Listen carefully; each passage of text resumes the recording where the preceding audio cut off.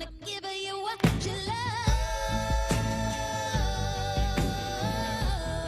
It's time to give you what you love. I'ma give you what you love.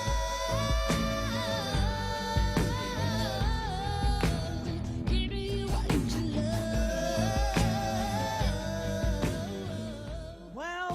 Well, good afternoon. You are listening to The Source, the 96.1 FM, 900 AM, streaming live on WURDradio.com. Follow us on all social media platforms at onWURD. 215-634-8065 is the number to call in. If you are hearing the sound of my voice or watching me on any social media platform via YouTube or Facebook, I am Andrea Lawful Sanders, and I am your host on Mondays, Tuesdays, Mondays, Tuesdays, and Thursdays from 1 to 4 p.m. I'm actually opening up my fourth screen so that I can go into YouTube and follow you guys there too, so I can talk to you over there. Listen, so much is going on. I have things that I want to talk with you about, but the first thing I'd like to address is this.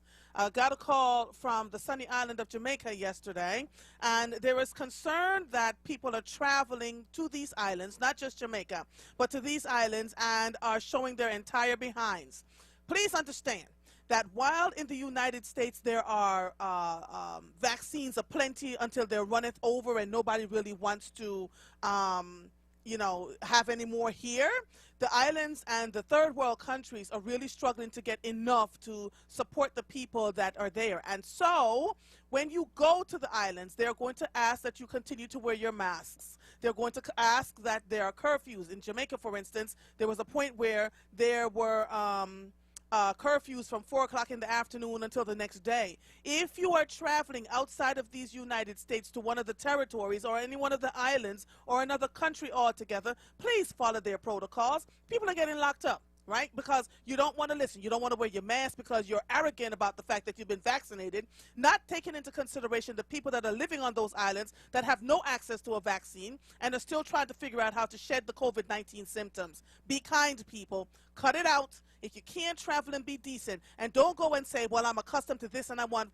4-star service and 5-star service, especially in places where, like Puerto Rico, where they've had 1,000 earthquakes since the beginning of 2020 and on, and everybody just stopped talking about those earthquakes because COVID-19 had taken over, and it was all we could ever talk about, how many deaths there were. And so, please, if you're going to travel, follow the travel guidelines. Fill out your travel advisory form. Do not go to the airport and say you didn't know, because the airlines are sending out reminders to go either upload your vaccine card or upload a PSR test that you took 72 hours before you got on a plane, and follow the protocols. Treat the people that live on those islands properly. Tourism is a huge thing for most of those islands. Hurricane season is here, and everybody's trying to get as much as they can before all of that starts to hit them, if it ever hits them. They're expecting a very active hurricane season. So when you get there, treat the people who are native to the islands properly. If they tell you that there's certain things you can't and shouldn't do, follow their guidelines. Do not, please, stop embarrassing me. Stop showing up in these places and talking about I want this and I expect this and I expect this. Please say please and thank you. Something that I shouldn't even have to take. Instead of, when someone asks you for your order, instead of saying give me this and give me that, may I have please and thank you. You would be surprised how many things you can get done just simply being kind and with people who are around you. Just showing a little bit of grace. Speaking of grace, this morning I had to go to the dentist to get an impression done of my mouth. I have not been secretive about the fact that I had 2 baby teeth in, and I am now working on implants. Cha. So I have to go in this morning to get an impression done of my mouth so that they can get the 1 tooth ready for me once the implant is ready. And talking to one of the folks that work there, and we got into this discussion about the fact that especially us, black folks, and not just black people though, because all sorts of people hate going to the dentist. It's a fear that many of us have about getting our teeth cleaned. But I need you to know this. Your teeth has a direct correlation to your heart enzymes. And so when you don't take care of your teeth, when you don't brush your teeth, I was worried about flossing. I'm learning some folks just never brush their teeth. Some of you are lucky enough to not brush your teeth properly and go in and have no bone loss. Some of you are not so lucky. Some of you are going to the dentist after your teeth start shaking and wiggling because the bone you're losing bone density, and you end up having to have all your teeth taken out. It is difficult, I know. Most people don't like the sound of the scraping or of having their teeth polished or deep cleaning, but you must go because it can also cause heart attacks at the end and strokes. Right, because that stuff, that bacteria is going down into your bloodstream and it's impacting people. So I'm begging you, you know. They also talked about the fact that people are bleaching their teeth and they look pretty pearly white on the outside, and then when they finally go into the dentist, every last one of their teeth are filled with cavities. So take care of yourselves, you know. It's nice to if you want to eat good food and stay in 5-star places, think about your bodies. Think about the bodies that you're walking around in. What are you putting in your body for nutrition? What are you feeding your mind, right? What are the words that are coming out of your mouth? Are you taking care of your appendages? Are you making sure your teeth are okay? And yes, many people don't have dental insurance, but there are dental clinics out here, plenty of them, where you can go and get your teeth cleaned and looked after for free. It is better to do it now than to find yourself caught up and having to lose all your teeth down the road. Trust mother on this, okay? All right, Prince, how you doing, Doc? You're a little early today. Absolutely. How are you? I'm good. What's going on, sir? So, you know, we have a few dental schools here, too, that will clean your Yes. teeth for a nominal For free. fee. Temple's Or one free. of them. Mhm. Yeah. So we have a few of them here. Also, me being a barber for a number of years, the barbers were the first dentists because the red on the pole is for bloodletting. Barbers used to pour teeth when African Americans couldn't go to Caucasian dentists. And so that's what the red represents on the barber pole. Mhm. The white is the sanitation, cleanliness, and the red is for bloodletting. So, Wow. you know, and your teeth deals with the hair follicles, your nerves, and all the way Yes. down to your feet. So the Mhm. two things that if it hurts you that will shut you down is a footache, and somebody drops something on your toe, or if you have a toothache. Yes. You know, Mhm. those are two things that will shut you down. So just to share that a little bit with you. Thank you. What's up? Yeah. Glad to have you on. Happy Tuesday. Happy prophecy about Wednesday. Appreciate that a whole lot. Child. Excited a lot of people. You know, tell us what we need Yes. to do to make that happen. Yes. Yes, Lord. Jesus. So the shooting in Mount Airy yesterday, Yes. you realize that these folks, the city council people, passed an ordinance or passed something in city council that precludes the police officers from stopping people with open beer containers, stopping people. They had a number of things that they had.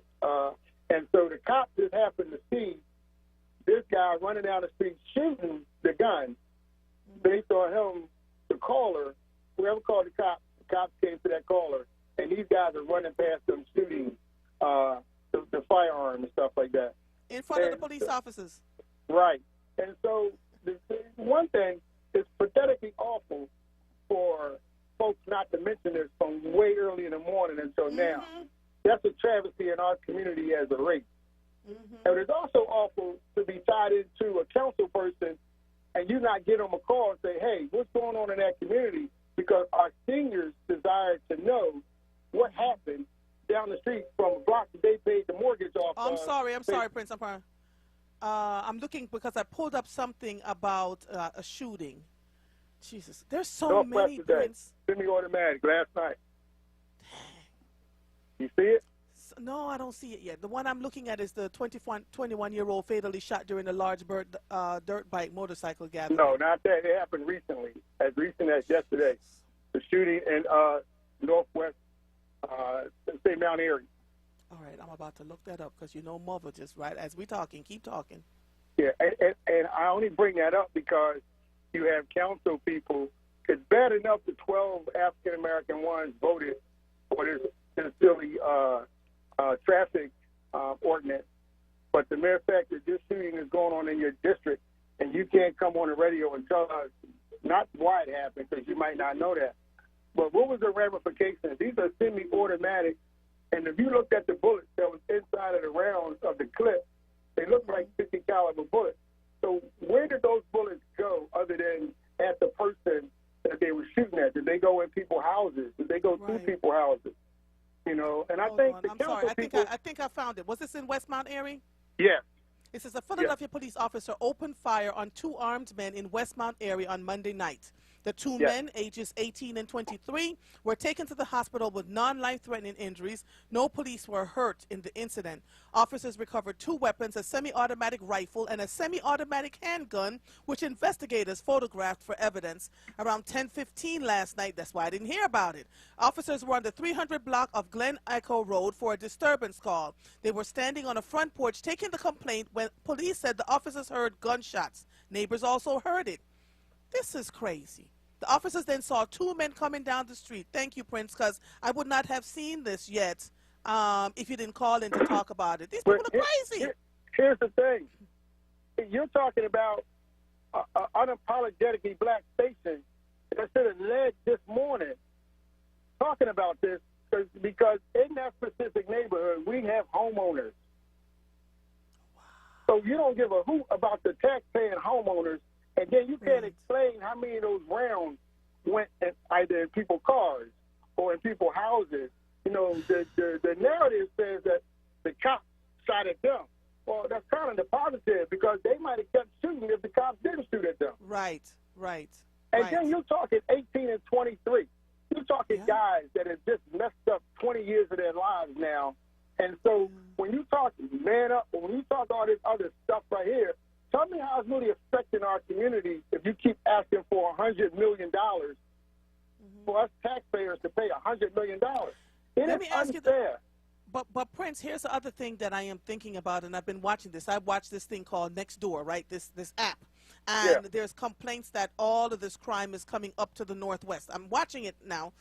Someone got shot at 66 and Broad, like several days in a row, and the folks up there are concerned because they live in this, you know, neighborhood where the judges and police officers and everybody else lives, and they're concerned that people are being pushed out of their homes in Kensington and North Philadelphia and wherever else because they can't afford to live there, and they're pushing them up that way. And so as we can see, because Commissioner Daniel Outlaw responded to the scene following the shooting, she says, "I was very surprised for the neighborhood that they were walking down the street with firearms discharging them." That folks don't care. She's surprised. You know why she's surprised? Because, you know, she hasn't been exposed enough to know. All she sees is statistics and data. You know what I mean? And so she don't actually know the intimate neighborhoods and stuff like that. But once again, I'm talking about the age of now the suspect, which is now the criminal. So now the state gets 20 years. You know, of making $40,000, $50,000 per year off of these 2 gentlemen each for 20 years. So that's what's going on. You know, semi-automatic gun, not licensed to carry it, minimum mandatories in this city right here, 5 years carrying a gun, all the other charges, reckless endangerment and stuff like that. What I'm saying is that you need political leaders that could not just combat this situation, but also so you can have areas that are precluded from this kind of vast violence. And another thing, Andrea, they have to stop this correlation where it's happening everywhere. Because the phenomenon that is happening everywhere is a big problem because I don't see superstar kids getting shot. I don't see athlete kids getting shot. I don't see high-ranking politician kids getting shot. So it's not happening everywhere. It's happening in most of your Democratic, subsidized, deliberately poor neighborhoods. And so when I say deliberately poor, if that neighborhood like Nicetown is getting $80 million to fix a bridge, economically that pocket is not economically poor.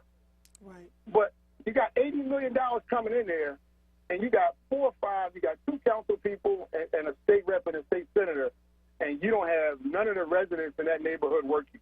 Just explain that to me, Andrea. I can't. 80 million, Andrea. I didn't say 80,000. I didn't say 800,000. I say 80 million. And you know what? You know what the CDC did in that neighborhood, Andrea? You know what they asked the people in the neighborhood? What? What color do you want the bridge? I know. I read that too. I saw that and read that too. The second Yeah. highest homicide area in the city is Nighttown, and you got the audacity to ask them, well, what color do you want the bridge? Well, I want it to be green, like my paycheck. You know, I can watch your bridge all day long if you give me a paycheck to watch it. You know, you mean to tell me that they couldn't find a way to employ 20 or 30 of them 18 and over people in that neighborhood? Right. And this is the disgust that we're talking about in the city right here. And it's not a joke. There's no humor in this. Nobody's trying to fight nobody for a power move. We're trying to say that you're letting things that could be prevented. If Lou Blackwell was still living, or Dave Richardson, or Leon Sullivan, it would be prevented. So do your job and prevent us from dying in these streets and all this money being spent. What I see is everybody's trying to act like we're all equal. You We all know, think vacations, we're all equal. Like we live the same life that white folks live.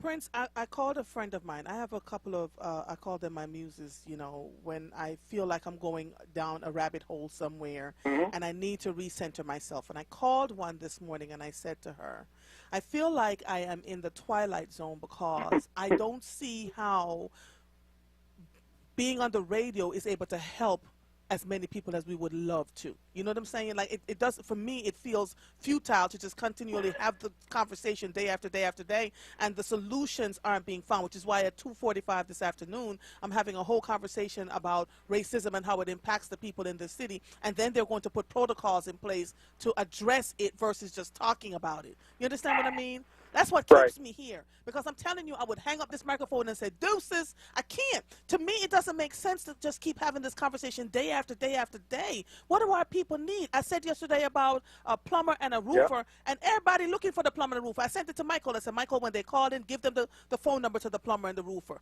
You know, simple things that our people need to have access to.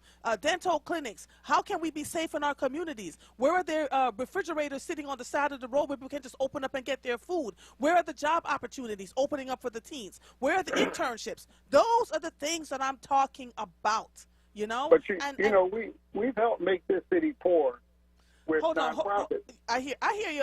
Listen, and I'm not arguing with you about that either, because it's a conversation that I'm really working on too. Hold on, Prince. Let me take a quick break. You are listening to The Source, 96.1 FM, 900 AM, streaming live on WURDradio.com. Follow us on all social media platforms at onWURD.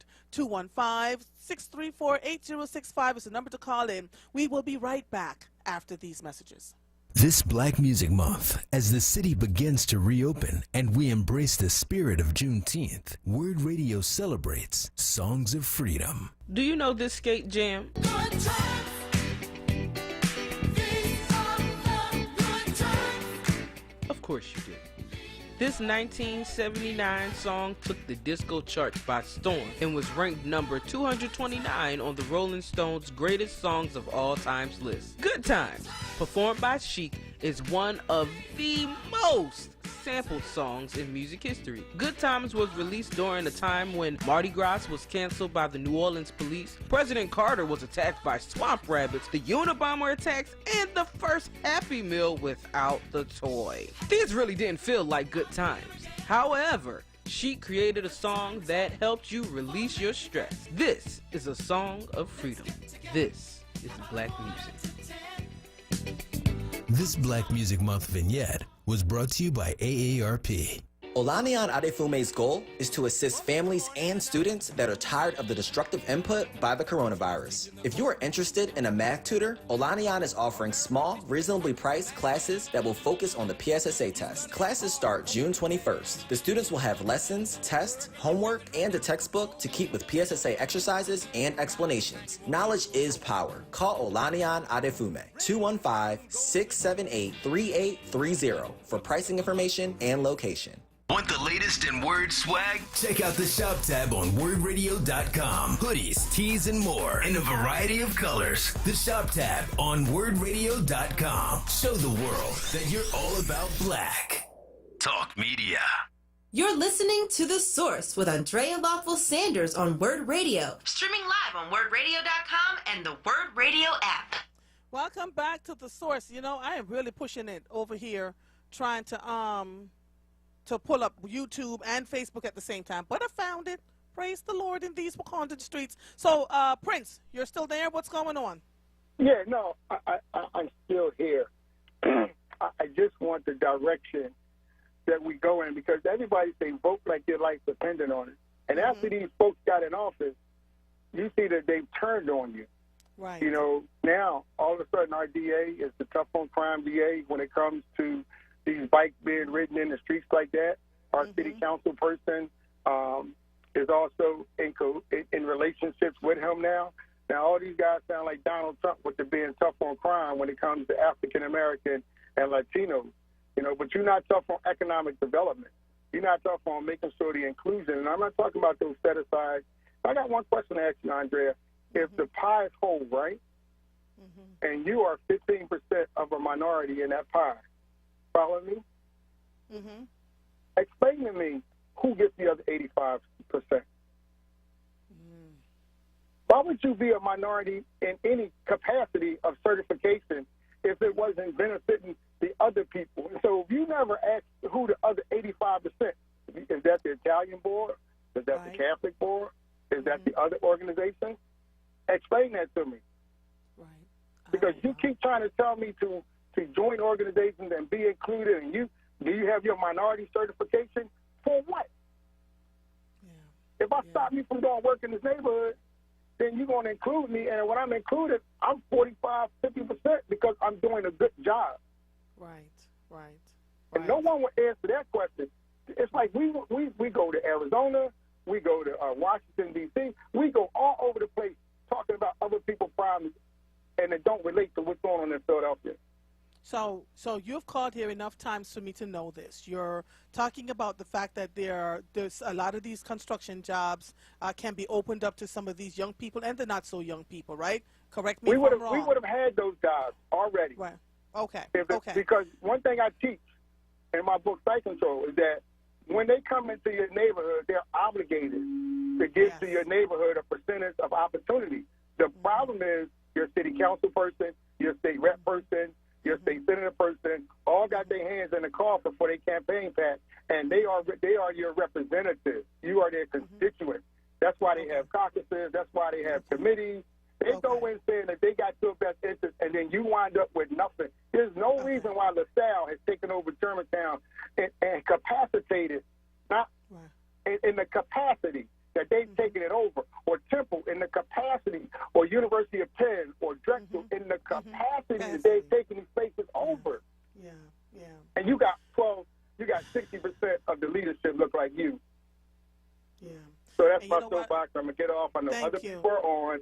Thank you for yes, taking my they call. are. Lord Jesus. You're killing mother over here today.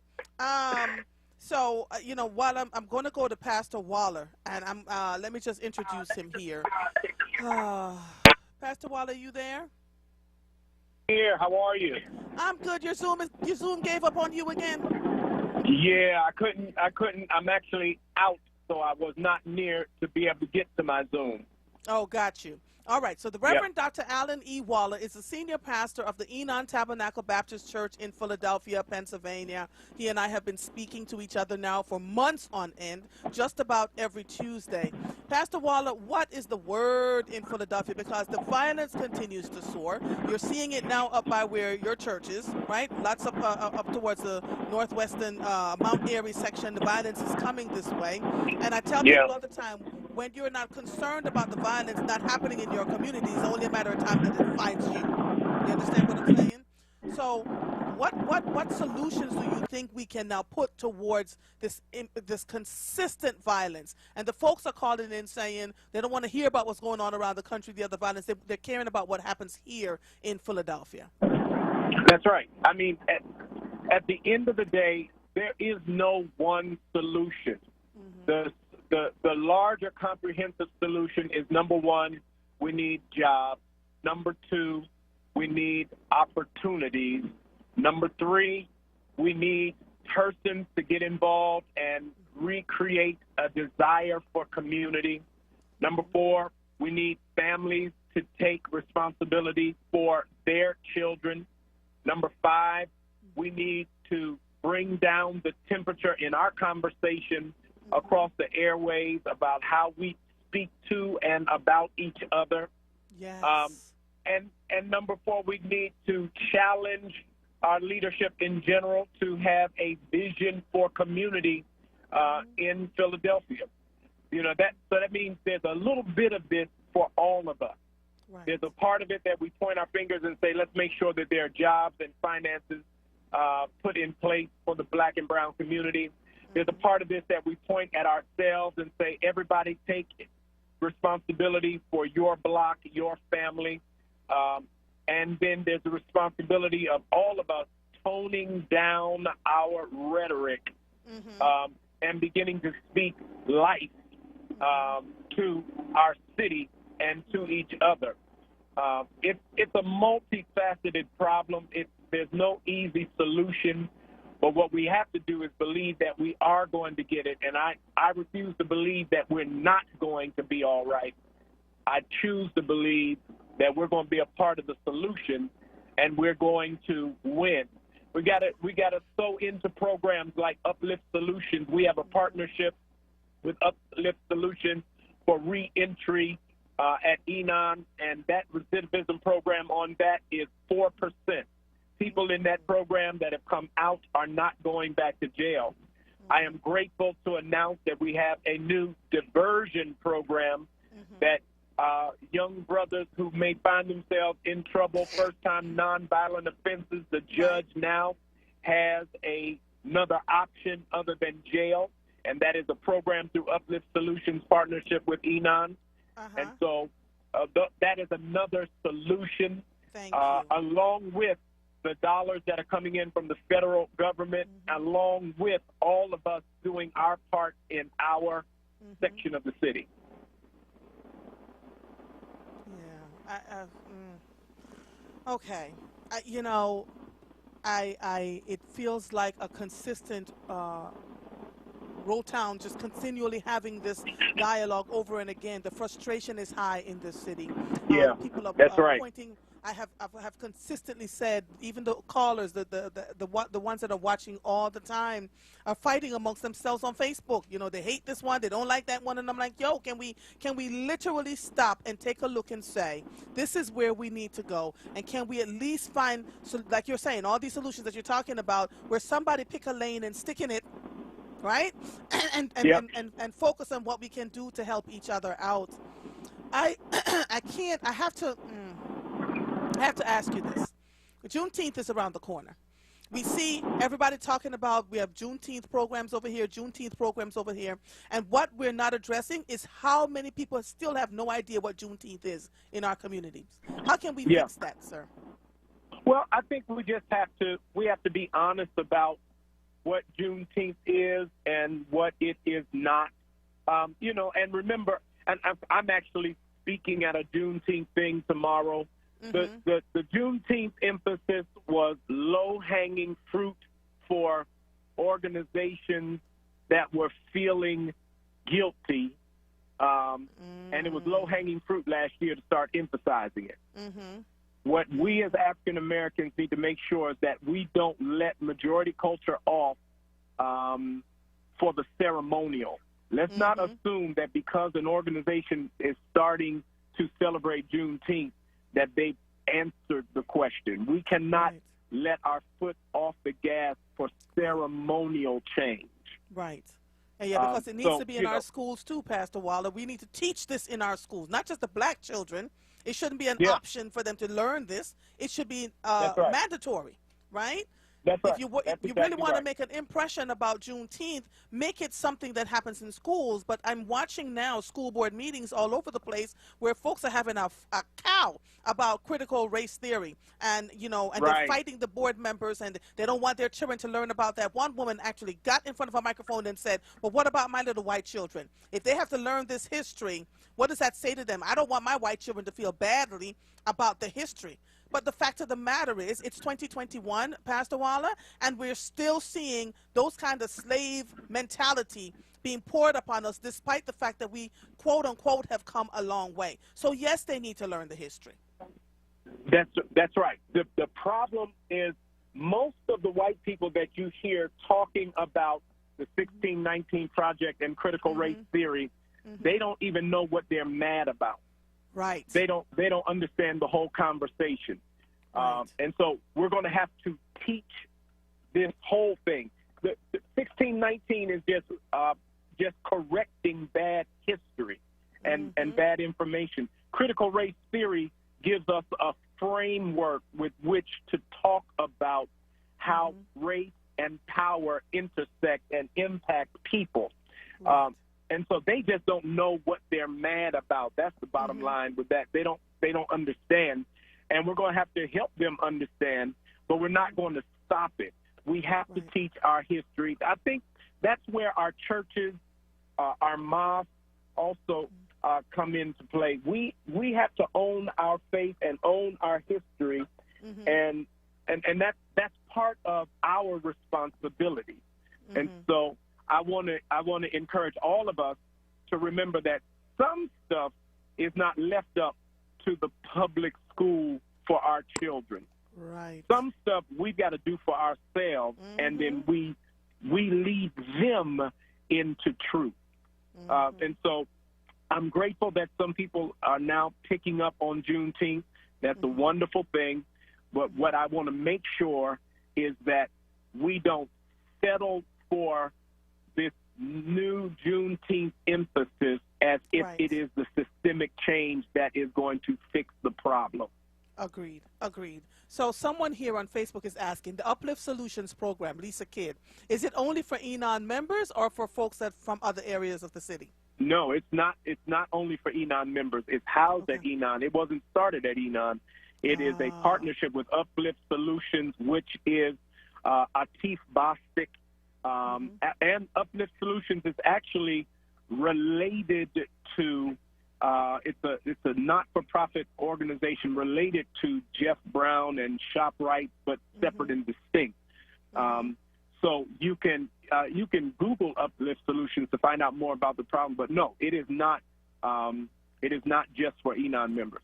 It's not just for Enon members. Speaking of Jeff Brown, we have an election coming up for our next mayor of Philadelphia. Jeff Brown is not shy in saying that he's considering running. We have heard many folks say that it is time for a woman, specifically a black woman, to be leader of this city. And yet I don't see, maybe there's some underground stuff happening that I'm not aware of. I don't see anyone kind of stepping up to the limelight the way Helen Gim and Jeff Brown are. You can see they're heading in that direction, right? What should the people of the city know in relationship to this upcoming mayoral election? Because it's less than 2 years away now, and we tend to wait till the last second and start hollering and screaming that we don't have the best candidates. You know, that's what right. Should they, well, what should they do? I want to go on and say with you, I would like to see a black woman be our next mayor. But you're right. We still have to see who's going to get in the race and who's going to win. So I'm not endorsing anybody or anything, but I think it is time for us to see a sister. Yes. So let me just say that. And right now, we in Philadelphia have to take seriously the political climate, and everybody has to do their homework, and everybody needs to get in the conversation. We're still 2 years out from that. And I don't know that it is time for any of us to make a decision except to make sure that we are registered to vote and that we understand the issues in our community. Registered to vote and understand the issues. I get it. I absolutely get it. Thank you, Pastor Waller. Always a pleasure. Is there anything going on at Enon that we need to know about? Yeah, we're having the Brothers Stroll on this weekend. It is a health forum, and we're going to gather at 11 o'clock, and we're going to walk through Northwest, encouraging young people, and we're going to do what the Bible says when God promised that to Moses that everywhere he put his feet, the Lord would give him. We're going to start walking at 11 o'clock and just walk around our community, symbolically claiming ownership and symbolically claiming our recommitment to being in the street, our recommitment to taking care of our neighborhood, and then we're going to have a health fair, and you can come out, brothers, get your all your vitals checked. We're going to actually have some fun, socially distanced, but we're going to have some bench pressing out there. You can run the 40, just sort of a man's day to come out and celebrate his health. You can get your vaccine if you would like to come out. It's all outside. Oh, wow. It's all men's emphasis. But I really want to encourage every brother who's serious about the Northwest, meet me at 11 o'clock on Saturday morning and walk with me as we walk around the community to declare this is still our neighborhood. We're going to love the people, and we're going to invest. You know, I'm grateful to hear, and I have to take a break, but I'm grateful to hear you're talking about this because I was having a conversation with my husband on Sunday about the bravado, the false bravado that I see in some of our brothers. And he turned to look at me. I'm so glad that I can have honest conversations with my husband. He turned to look at me and he said, do you know how difficult it is to be a black man in this country?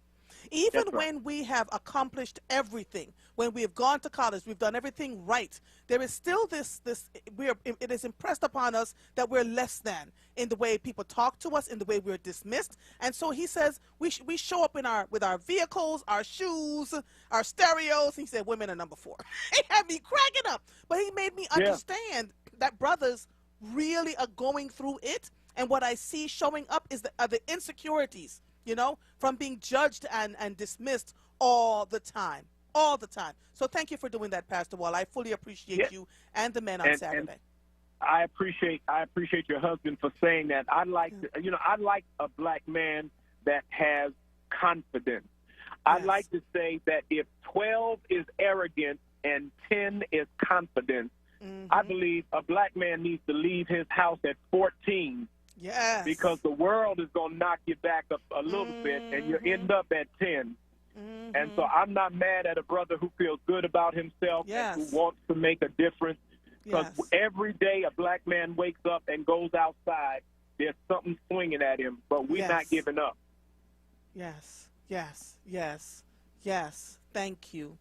Thank you. Thank you. I appreciate you, Pastor Waller. We're looking at the root of these issues that are happening here. We're not, not just looking at the causes, but how can we start to build and elevate and lift them so that some of these things that we see happening in the community can stop at the door without us having to deal. And we just can't keep talking about let's fix gun violence without looking at the symptoms before. Lack of education, lack of a proper home where they can have, mothers and fathers are working 2 and 3 jobs just to make one income. To support families. I love you. Thank you so much, Pastor Waller. I'll talk to you next Tuesday. And I'm going to send my husband and a few men out there on Saturday to go walk with you, okay? All right. We look forward to seeing them. All right. Bye, Pastor Waller. Take care. Bye-bye. All right, bye-bye. You are listening to The Source, 96.1 FM, 900 AM, streaming live on WURDradio.com. Follow us on all social media platforms at onWURD. 215-634-8065 is the number to call in. I know I have some callers waiting. Thank you for holding on. We will be right back after these messages. Hi, this is John. Hi, this is Juanita, owners of JD's Auto Body and Painting. We're located at 6300 Wayne Avenue, right there at the intersection of Wayne and Washington Lane. We really like to thank all you WURD listeners for the support that you've given our business, and we really hope to see you in the future. JD, tell them about our products and services we have. We have a new state-of-the-art paint shop along with our body shop and detail shop. We can help you with the dents and scratches from the winter season. Come to JD's Auto Body and Painting. Come on out and check us out. We're still honoring that WURD 10% discount. Give us a call, 215-848-5949. Again, 215-848-5949. Thanks again for supporting our business. We really appreciate you. See you at JD's Auto Body and Painting. Do you have what it tastes to solve Her's Flavor Mix Mystery? 1 chip, 3 classic Her's flavors, thousands of possible combinations. Pick up a bag of Her's Flavor Mix Mystery and make your guess online today. Your guess could win you $10,000 and a year's supply of Her's. Visit Her's on Facebook, Instagram, and Twitter for more info on how to enter. Solve the mystery. Break out the Her's. No purchase necessary. Legal residents of the 50 United States, D.C., 18 years of age and older. Ends 8/31/21. To enter and for official rules, including odds and prize descriptions, visit campaign.rtm.com/Her's Flavor Mix Mystery / void where prohibited. Coping-19, brought to you by CDC and the Ad Council. With everything going on, there may be times you feel like you can't handle it all. Journaling, meditating, and talking with friends and family can help you feel more grounded and better able to cope. Your kids are also going through a lot of new experiences, and simply talking with them about their feelings can be quite powerful. Find more self-care and coping tips at coping-19.org. Welcome Black. It's time to reawaken, reopen, and renew as WURD kicks off our annual 4WURD Early Bird Membership Special. We've stood together every step of the way during the pandemic. Here at WURD, our hosts and producers, elders, parents, children, teachers, doctors, and community leaders stood up, shared resources, and supported each other through the airwaves, virtual events, and of course, the phone lines. We've stayed connected by every means necessary. Let's welcome the new season, the reopening of the city, and our new normal together. Stand with WURD. Start or renew your sustaining 4WURD membership for the special price of $75. Or if you just want to support the work we're doing, there is now an option to become a digital 4WURD member for as little as $5 per month. Visit wordradio.com/earlybird between now and June 19th to take advantage of our early bird membership special. You're listening to The Source with Andrea Lawful Sanders on WURD Radio. Streaming live on WURDRadio.com and the WURD Radio app.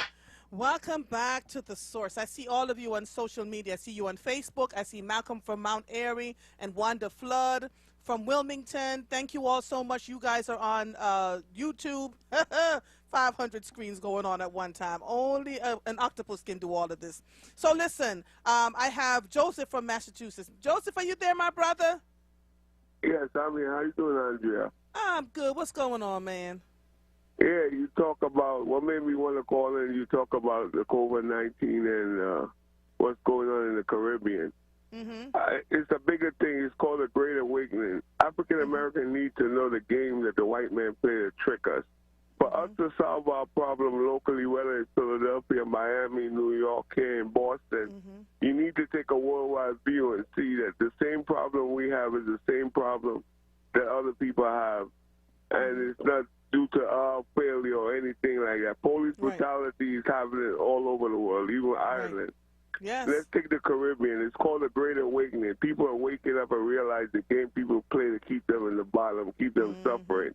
There's protests going on in Brazil, protests going on in Peru, protests going on in Bolivia, protests going on in Chile, and especially Haiti.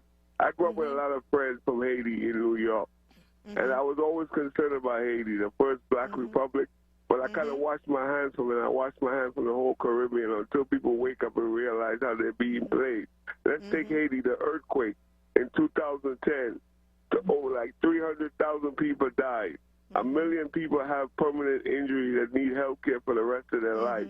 Haiti don't have universal health care. The minimum wage in Haiti is $6 a day, 10 hours a day, and $6. And that's considered to have, you had that job, is considered to be good. Haiti, 30 years ago, 92%, 92% of Haiti was covered with trees. Now it's less than 2%. So whenever there's heavy rain, there's mudslide, there's disaster. They have no natural resources. Only 50% of the people can read and write. Now, they had an election in Peru. I'm a socialist, I'm a communist, I'm a strong believer, I'm an atheist. I can live with any religious people once they respect my rights. So that was what went on in Peru 2 days ago. The leftist socialists won the election.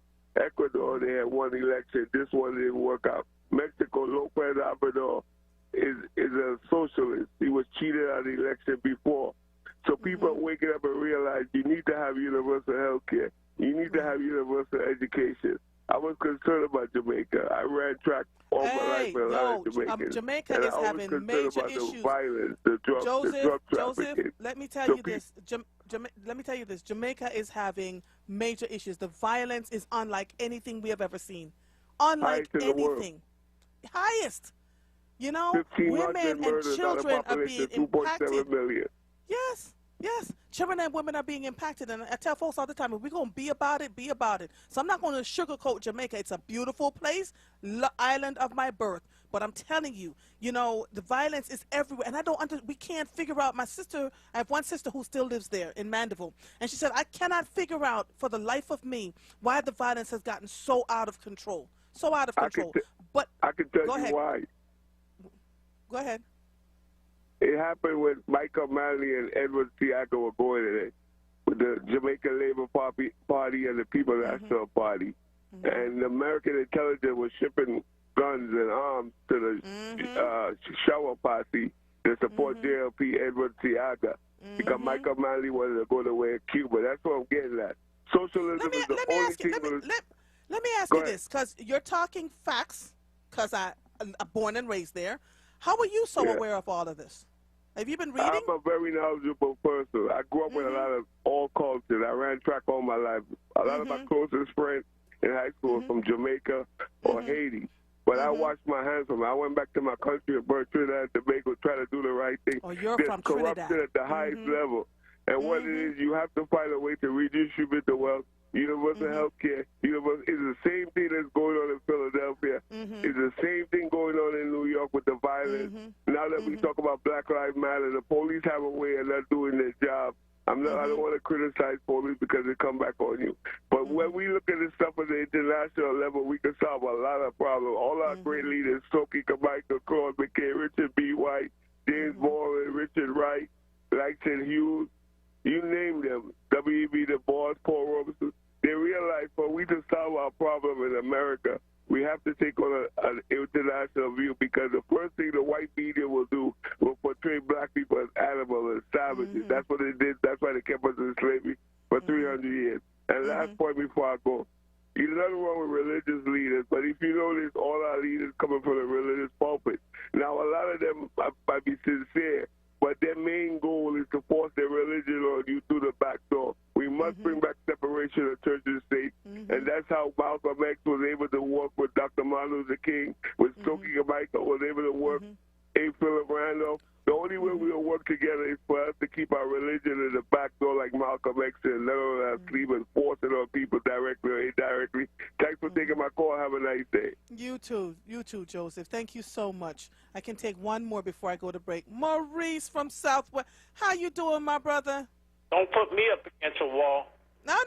I'll give you more time if we go to break. No, I just mess with you. Wait, Maurice. I have to apologize to you. I was fussing at you on Friday, and only to learn that you had just had some health concerns. So my apologies. I really wanted to see you, and in my selfishness, did not think that maybe you had something else going on. So my apologies. Okay. Well, the health issues I had is because I'm disappointed in URD. That's the health issues I got. Lord, you really want to know. What did URD do to you now? It's not really a talk radio station. You got two people that take phone calls. It's you and Solomon. Everybody else is so into themselves. All they want to do is run off at the mouth, and half the time they don't even know what they're talking about. I'm just putting it out there because I'm tired of calling the office, complaining, asking for a focus group so you can find out what your callers really want to hear, and they refuse to do. So let me jump to that I'm running for mayor, and anybody can set up a GoFundMe because I don't have the money. But one thing I can promise you, that I will sit in on every council meeting, and I also will not lie to you. Now, that's a big promise, but listen, I might not know much about the ins and outs of politics in City Hall, but I do know that I won't lie to you. Oh, that's all I can say. But let me get back to my issue that I have here. I'm not down with Juneteenth at all because I don't know what we celebrate. Instead of a holiday, we need a payday. We got Wiccan, Blinken, and Nod speaking at 52nd and Halford Avenue. That's Senator Hughes, that's Dwight Evans, and there's Janie Godaway. You know, what do they have to say that can make our lives better the next day after Juneteenth is over? Right. What are they doing to make Philadelphians' lives better? I would like to know. Now, if they say something that they're going to do something to make our lives better, then I'm wrong, okay? You're marching down 52nd Street. There are no black businesses on 52nd Street. They've been gone a long time ago. So anybody who's got the idea that because we're marching down 52nd Street, we're going to make some money, all the foreigners are making money. Not no Afro-Americans are making money. So let's get the facts afraid about that. And Reverend Waller, who is a good man, but I wish he would, what he said everything right. But I wish he would address city council with the same thing he said on his airwave, address city council so he can shame them into doing the right thing. You know what I'm saying? I'm tired of this. We worrying about, like what he said. I'm following up on him. Worrying about celebration, but we're not thinking about the future. All we want to do is live in the past. We talk about what happened in the past and celebrating the past. Where is the goal for the future? Where is the goal for our children? I mean, when you're up there at Malcolm X Park, it should a massive registration drive should be out there. Right. There should be a job fair out there. They should invite all the vendors and black vendors. Let me get that straight. In the city to be on that area. You know what I mean? I don't want to hear the same old from the same politicians. Wait a minute. Black politicians that have been failing us. I don't want to hear them talk. I don't want to hear them tell us a bunch of nonsense that they don't mean. I mean, come on. Look, last Thursday, did you ever get a chance to watch that city council meeting? No, hold on. I saw it towards the end. Hold on, Maurice. Don't hang up, okay, because I don't want to cut you off. Hold on. Let me just take a quick break, and then I'll come back. Thank you to everyone who attended last week's special live broadcast to kick off the reopening of our city. Join us again this Saturday, June 19th, from 9 a.m. to 11 a.m. at 52nd and Haverford in front of Spectrum Health for our Juneteenth live broadcast, and the last day to join or renew your forward membership for the early bird rate of $75. For more information, go to WURDradio.com. We'll see you on Saturday. You are listening to The Source, 96.1 FM, 900 AM, streaming live on WURDradio.com. Follow us on all social media platforms at onWURD. 215-634-8065 is the number to call in. We will be right back after these messages. Jefferson Health offers no-cost COVID-19 testing sites at St. Raymond of Pinafort Church. Testing is on Thursdays and Saturdays. The second testing location has been added at Richard Allen Preparatory Charter School. Testing is on Wednesdays and Fridays. For testing hours and more information, visit jeffersonhealth.org/community testing. Employers, are you hiring? WURD has got you covered. We just launched a brand new job portal to help connect you with diverse talent in Philadelphia and beyond. To have your job featured on our job portal, give us a call at 215-425-7875 or send us an email at sales@wordradio.com. Check out the job portal today on our livelihood website at wordworks.com. That's WURDworks.com and click jobs. Lifting every voice till earth and heaven ring. This is WURD Radio, 96.1 FM and 900 AM WURD Philadelphia. Black Talk Media. You're listening to The Source with Andrea Lawful Sanders on WURD Radio. Streaming live on WURDradio.com and the WURD Radio app. Welcome back to The Source. Maurice is on the line from Southwest, and he said he was running for mayor, and all of a sudden, everybody is paying attention. Maurice, you see what's going on out here? You said, I'm running for office, and all of a sudden, you got everybody's attention. What's going on? So finish talking about what you were saying. I really don't care. I'm going to tell you why. Really don't care? I'm going to tell you why I don't care. Because unless we do action instead of talking, we're going to stay in the same state. Yes. We keep thinking being pro-black is right. It's only right when we show action behind the pro-black. You know? I'm tired of us crying about what's happening in the other states when other states around the country are talking about how bad it is here in Philly. Right. We don't need to reach out and tell no story what happened somewhere else when we got the problems right here. It's just like when you're on an airplane and you got your kids there and the mask drop. What did they tell you? You put your mask on first. Then you can help your kids. Well, let's put our mask on first before we can help somebody or talk about somebody else. Just like when I say when you're walking down the block and people are arguing across the street from your house and people are arguing in front of your house. Where are you going? You're going to your house first. Yes. But some of these hosts don't understand that. They want to talk about there are folks, else. there are people on the Facebook page that says, you know, that you guys are picking, cherry picking and picking on hosts, and it's not right. What do you say to that? They know what they can kiss. Oh, Maurice. I'm just telling the truth. I'm tired of people holding back their anger. I'm angry. We got children dying in the street under our new police commissioner. Now, I'm not blaming her, so nobody says I'm blaming the woman. But how many bodies got to drop before we say something? I mean, do you know what the plan is? The police commissioner has gone on record asking for people to speak up and to let them know what's going on. She's gone on record. We were doing that before she came. What is the plan? So, okay, all right. So we've always said that we have a saying in Jamaica that says you can't take blood out of a turnip and you can't make blood out of a stone, right? Simply means that there's just but so much that they can do.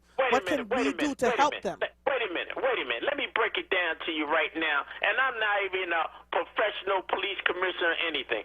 First of all, several mini stations around. I want to see cops patrolling. I want to see bike cops out there. I don't see none of that. Okay, so you want several mini stations. I want the presence of the police in the streets. We don't police see presence.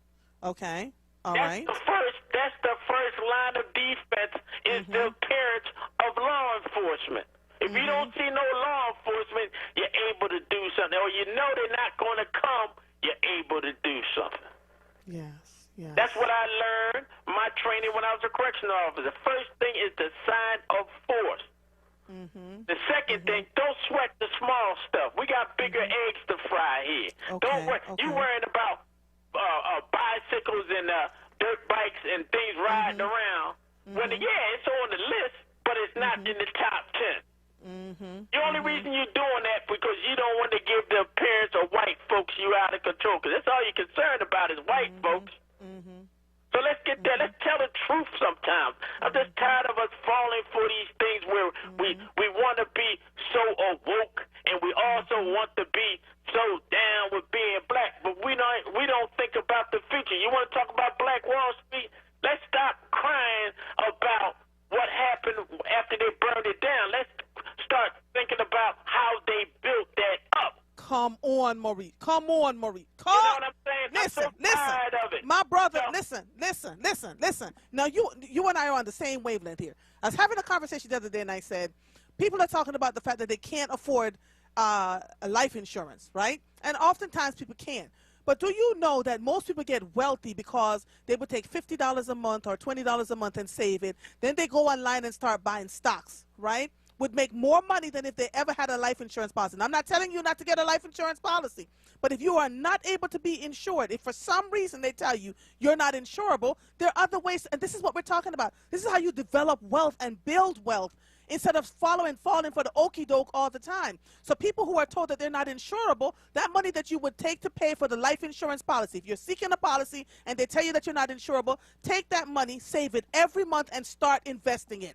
Period. You don't even have to do it in stocks and bonds. You can invest it in real estate for somebody that's running real estate in Baltimore or somewhere else, or in Philadelphia. Someone who's starting a business that's doing incredibly well and they need crowdfunding and you get a percentage of their business. Think outside the box, y'all.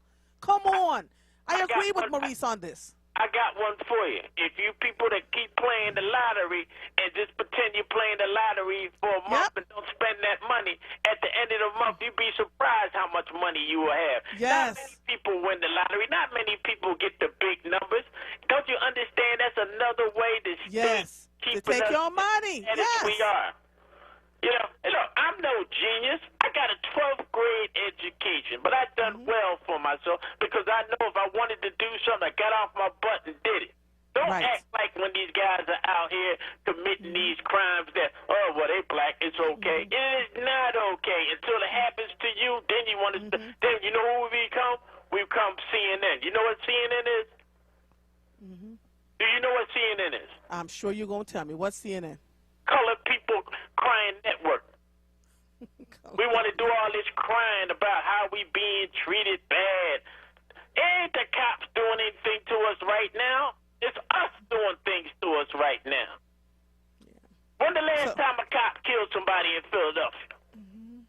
When the last time a black person? Wait a minute. 1, 2, 3.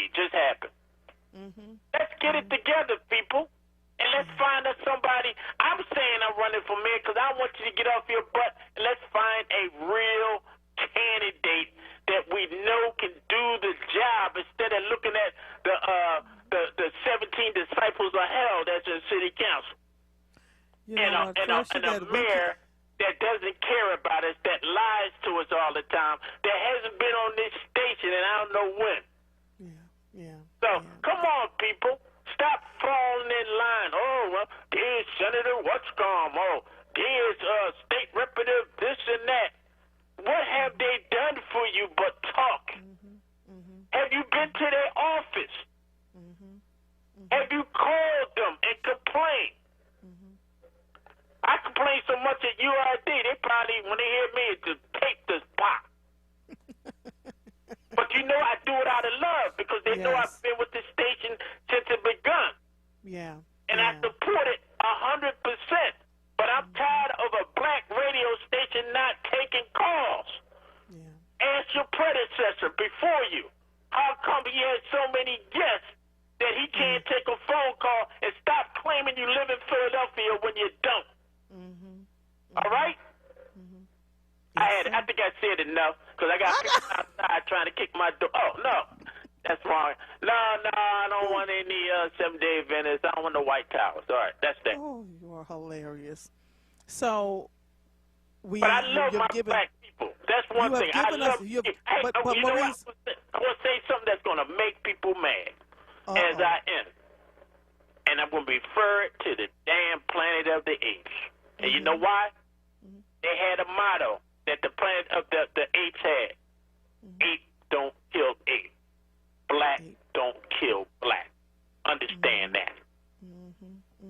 But Maurice, you had a couple of solutions that I really loved as it applies to the police. Several mini stations, have a police presence in the community, and don't sweat the small stuff, right? So look at the things that are really important versus the dirt bike. Literally, I think the dirt bike could be placed somewhere else in the city, and apparently they were up somewhere in Fairmount Park doing their thing, and they were ran out of there. Andrea, let me say this last thing too. I'm sorry, but you brought that up. They don't do it to white folks. Right. They let them slide. I even seen it in the prison where they'll ham up a brother in jail for the same thing that white guy did, and they'll pat him on the back. So let's get this thing together, people. Stop falling for these politicians. Remember, they are public servants. They're not celebrities. They're not somebody that you follow online. They post the work for you, and when they spend money, that's our money. That's not their money. That's our money. Thank you. Let me wait, Maurice. Before you hang up, you said something about city council last week, and someone says, "Can anyone tell me about the lottery? Who controls it? And can we, as a people, have our own lottery and bank? This money is for our community and neighborhoods, and for low interest loans to help us." Susu and partner. Yeah. I keep telling you, these things exist in our communities. We just need to believe in them and have the honor code system and figure it out. We could be making money over top of money over top of money if we just stop being led by the nose and swallowing the blue pills and the red pills, right? About this is how you got to do things to get wealthy. That's not always the way. My second wife was from Ghana. Yes. You were your third wife now? Okay, so you know about Susu. I know about it. I heard you talking about it a couple of weeks or maybe a month or so ago. Yes. And I was trying to get on the line, but once you said it, I just hung up because you did your job. But people don't understand. Yep. When you see these foreigners come over here and you get all upset that they got the corner stores, where you think they got the idea from? They seen us making money. They provide what we need in the neighborhood. And guess what? They don't work with heat or air conditioning. Because they don't believe they don't spend unnecessary money. They work long hours, and there might be 10 of them living in a 2-bedroom apartment so they can get their own. We got to go through this flash and dash. We're just happy for that one moment, and the rest of the month we got to suffer. Stop trying to congratulate yourself and feel good about yourself. It's no elevator to the top. You got to take the stairs. So Richard Oliver said there's no honor among African Americans to run a Susu. Richard, I have to believe that is not true. He running with the wrong people. Exactly. You're running with the wrong people, because I'm telling you, there have been susus and partners floating around, not just in Philadelphia, but everywhere, where folks are not putting their monies in banks. I actually have a financial expert. Yes, a financial expert coming on the first and third Mondays of every month to even talk about some of this stuff. It's happening. It is happening. Listen, I got to go because I got to make me some popcorn. Yes. All right. You know what? Goodbye, Maurice. Goodbye. Always a pleasure talking to you, man. Talk to you soon. All right. Bye-bye. All right. Jacob Alney, how you doing, my brother? All right. I get off of that speakerphone. But, yeah, I was listening. Like you said, a couple of things I agree with, and some of it I don't. I don't agree with slamming WURD, because WURD is like the callers. They have different opinions. Different hosts have different things that they want to do, so I'm not going to throw the baby out with the wash, especially when it's the only thing we got. You know what I'm saying? Literally. In other words, it's like I'm in the middle of the ocean, and the only thing I got to keep me afloat, to keep me alive, is a tree log, right? Now, I'm not going to jump off of that tree log till I get something better. You know, I'm not gonna, so that wouldn't make sense. But the bottom line is, you know, I heard Brother Joseph, and he was talking about, he was going to tell you the reason why. Look, if we read Scripture, right, in Revelation, right, if you're dealing with a situation that's been brewing ever since the Garden of Eden, that the devil has been allowed to build a world, right, that was built on wickedness and evil, as the Scripture says, right? Now, at the end of that world, you're going to see exactly what we see. So we can't be so surprised that it's evil. And it is all over the earth. It ain't got nothing to do with it. Where there's only white people, it's still evil and wickedness. It ain't just white and black no more. It's man's inhumanity to man. And if we say we understand Scripture and stop reading it like it's a comic book, right, we would come to the understanding that we're in the end of the old world. The old world is really coming to an end because people are waking up to the new spirit. God said it, I'm going to pour out my spirit on flesh. He didn't say he was going to do it all at one time. We got, right here in America, we got like 50 million people with some flesh that's blind. I mean, we can absolutely see that they're blind because they don't even want good things for themselves, right? They're blind. The Scripture speaks about that. So we shouldn't be so much in a mystery about what we see. What we should do is make sure we get in the mirror and pull one out of that wicked world. And that's yourself, because that's the only thing you got power over. I don't care who you are. You don't have power over nobody but that thing in the mirror. Right. And if we can start with that, we would, these big mysteries, the mysteries are gone in the world.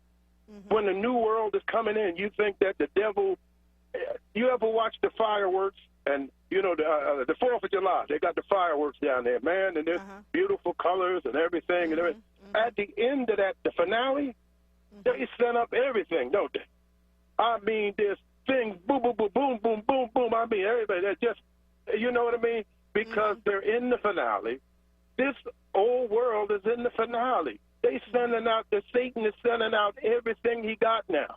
He's fighting and clawing for survival, which he's not going to survive.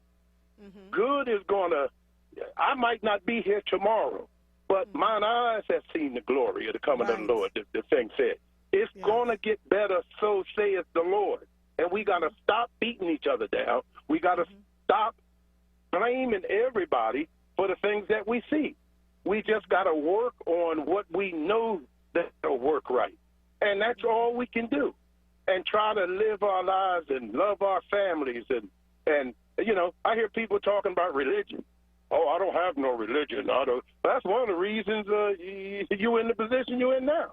Religion is only the way that you're supposed to live as a human being on this earth. God wouldn't give us a life and not give us a manual. You don't buy a car without a manual, right? You don't buy a microwave without a manual. But I don't know what these people have been told in their lives, but it ain't as hard as what we think it is. The bottom line is what we see has already been prophesied by the prophets. It's in the Bible. It's in the Quran. And all we got to do is study these things. It says study to show yourself approved. And Maurice and Jacob, let me share this with you. We're being distracted by these things that we're so caught up in. It's a distraction. Sure. We stay Because focused. again, you know, when we keep, everybody want to keep reinventing the wheel. I mean, look, the Honorable Elijah Muhammad, the Honorable Marcus Garvey, they told us how to get our financial liberation, right? They told us that. The Honorable Elijah Muhammad, when I was 20 years old and I joined the Nation of Islam, when he was living, we owned farms. We imported fish from Peru, Whiting H&G. We had our own stores in our neighborhood. And I never worried about getting robbed, right? But we let all that go for what? Because we don't want to work. One thing Maurice says is that we don't want to take the stairs. We've been used to floating up to where we got to go. We don't want to walk. But the bottom line is, once we get back to basics and listen to good men like Pastor Waller, who's doing a lot to try to help people get back on just the right track. Because if you're off track, I don't care how far you go, you're not right in mathematics. If you get one figure wrong, I don't care if you adding up or subtracting through eternity, it's going to be wrong. You're not going to get to the right answer. Get back on track. Do the basic things that we know that's right. Doing unto others as we would have others do it, regardless to what color it is. And we start right there. Look, this thing ain't all that hard, Andrea. And you a soldier. I call you a soldier in the army of the Lord because you come ready for battle. You every day. I know your pressure go up sometime, and you know, and your vacations are short-lived. Listen, Jacob, when I get off the air, when I get off the air, it takes me a full hour. My husband's like, all right. It literally takes me a full hour to decompress. People think I just get on here and everything you all say to me, I write, I look, all right, so where can we find a solution? Where can I research to get better guests on? Every single day. Every single day. And so if you don't take this lightly, you can't flip from one thing to the next. You have to literally sit down and settle your soul and say, all right, what could have been done differently? What could we do better? How can we support the people? What else do I need to give to them? You know what I mean? Outside of myself. And that's why I'm so vulnerable and honest with all of you, that there are days when I want to drop this mic and don't pick it back up. Because but you know what? But Andrea, look, remember that serenity prayer. Don't let things get you so far out. The things that you can change, change them, and you got to know the difference, right? Don't overburden yourself. You know, because let me tell you something about my people. I love my people, but black people will burn you out and don't give you any credit and go look for somebody else to burn out. Child. All right? Listen. That's the truth. Yes. Right. Thank you, my brother. Always a pleasure talking to you. All right, keep hope alive. Yes, sir. Yes, sir. Yes, sir. All right, let me quickly take Tyrone before I take a break. How you doing, Tyrone?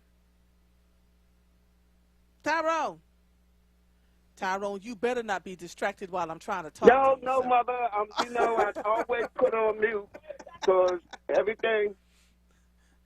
How we doing, Mother? I am so sorry. That's you all know, right. this is food day and paper day. Okay, food day and paper day. Okay. Yeah, so I'm delivering food to folks, so just giving somebody their food. But, Mother, good afternoon. And much good afternoon, sir. How are you? WURD family. How are you? I'm good. What's going on, sir? Well, look, I don't know if Maurice heard me or not, but I think it was a couple of years ago, I have already said that I definitely wanted Mary from Mount Airy and Maurice from Southwest on some ticket. So if he running, he already got my endorsement because I tried to draft them to run anyway. But Mother, there's a couple of things. One, on the Juneteenth celebration, Scoop USA, one of our columnists, Reverend Rocky Brown, did an excellent piece on Juneteenth. He really talked about the history of Juneteenth. He talked about how they celebrate it in Texas. And so if anyone wants to read about it, and, you know, they can also do their own research, but if you want to read a good piece about the Juneteenth celebration, the Scoop this week, Scoop USA. Tyrone, where can people find the copies of the Scoop? Well, I mean, they are most supermarkets. We put them in most supermarkets. Okay. We have them all the senior buildings. We take them to all the senior buildings. You know, most of the supermarkets. But I'm one of the folks that I will bring it to you because I really want folks to not only, you know, see the good information, but we have a piece in there that's called the Kids Corner. And one thing about the Kids Corner, if you're trying to do something around education for your children, Kids Corner is just a phenomenal educational tool.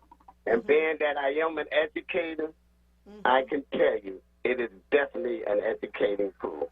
But, Mother, when I was so excited to talk about our coming together, our Love Fest on Friday, I didn't mention I had to run from there because my great-grand graduated from Cleveland Cleveland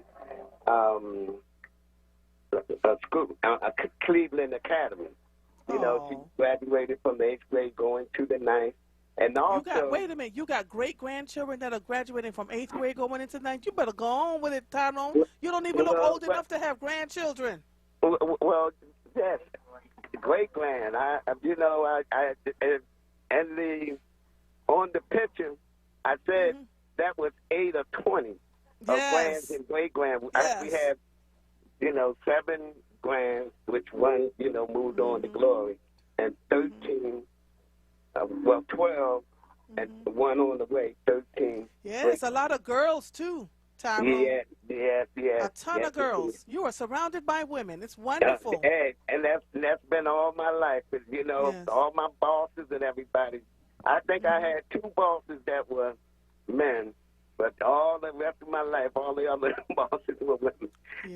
But Mother, the other thing, my neighbor across the street, her son, his name is Sharif, and it was easy to remember because our great senator, Sharif, he graduated from Drexel with a master. I didn't get exactly what the master is in, but I wanted to give a shout out. Degree. We'll take it.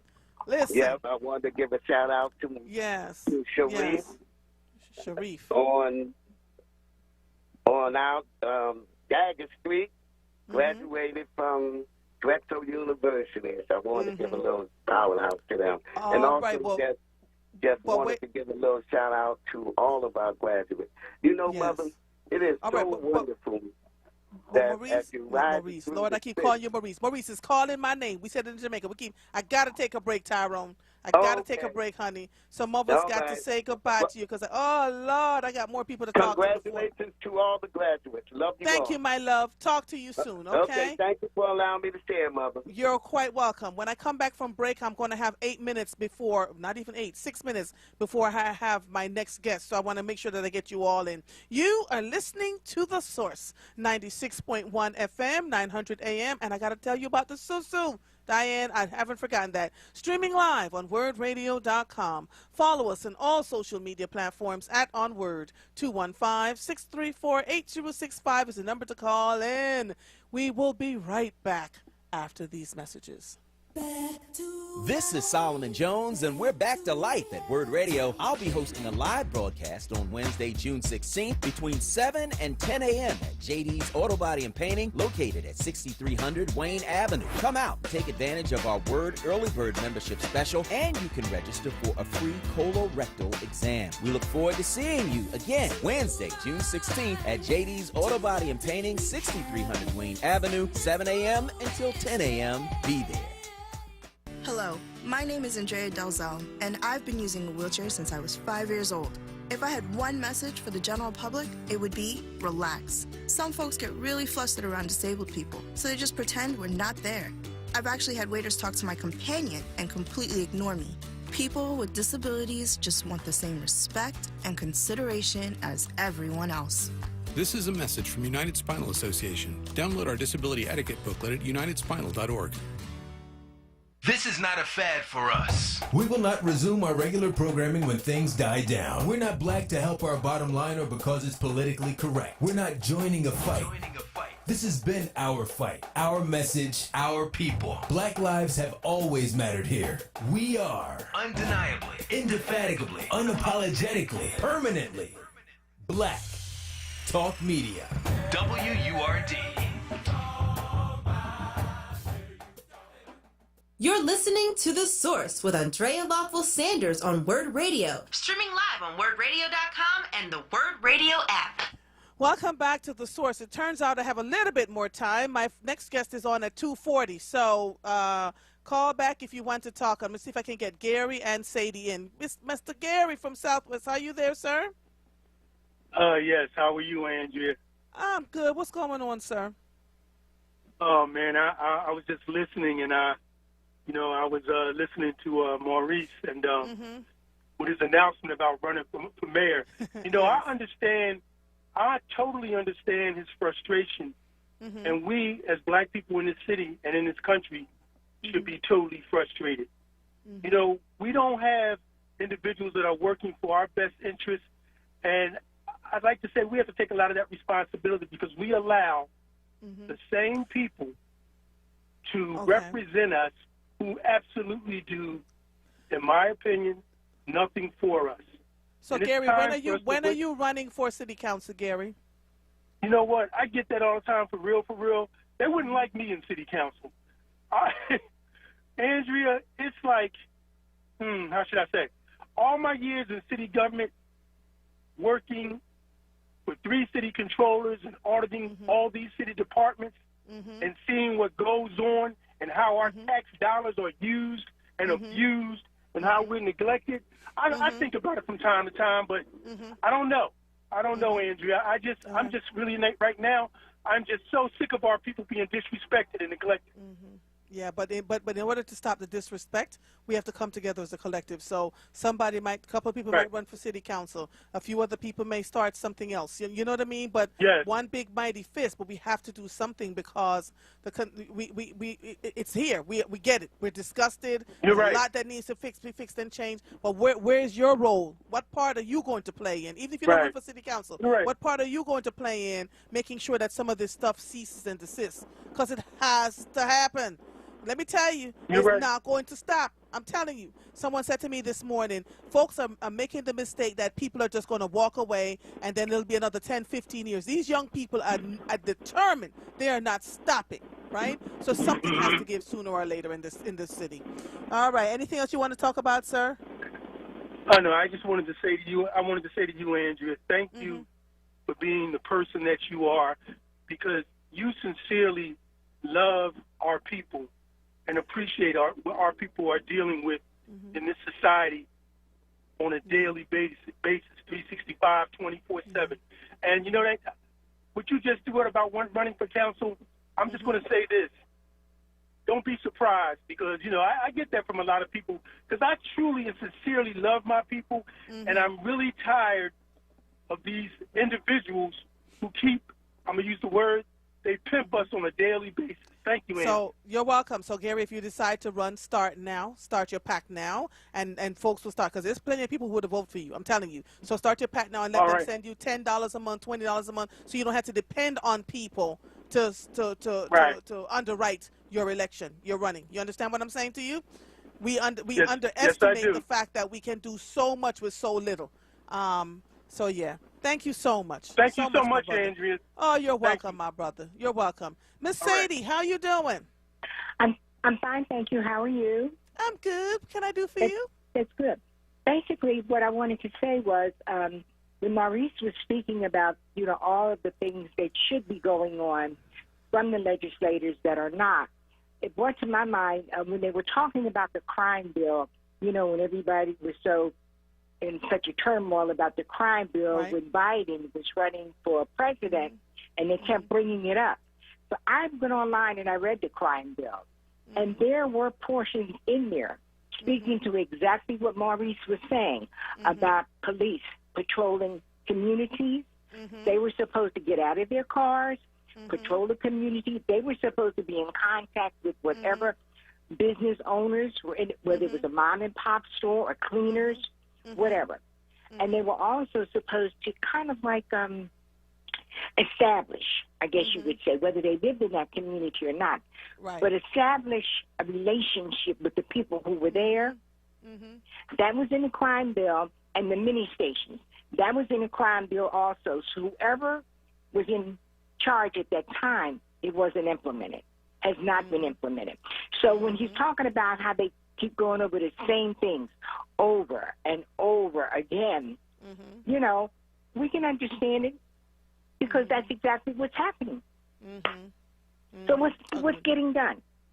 Yeah, Miss Sadie, I'm going to tell you what I just told Joanne Kemp, who's writing to me over on YouTube. She says, all of these programs, incentives, groups, mentorships, job training, initiatives, and all the money supposedly available, what has it done? I rarely see the positive results. And you know why, Joanne Kemp? The ones who are getting the positive results are the ones who are not getting the limelight.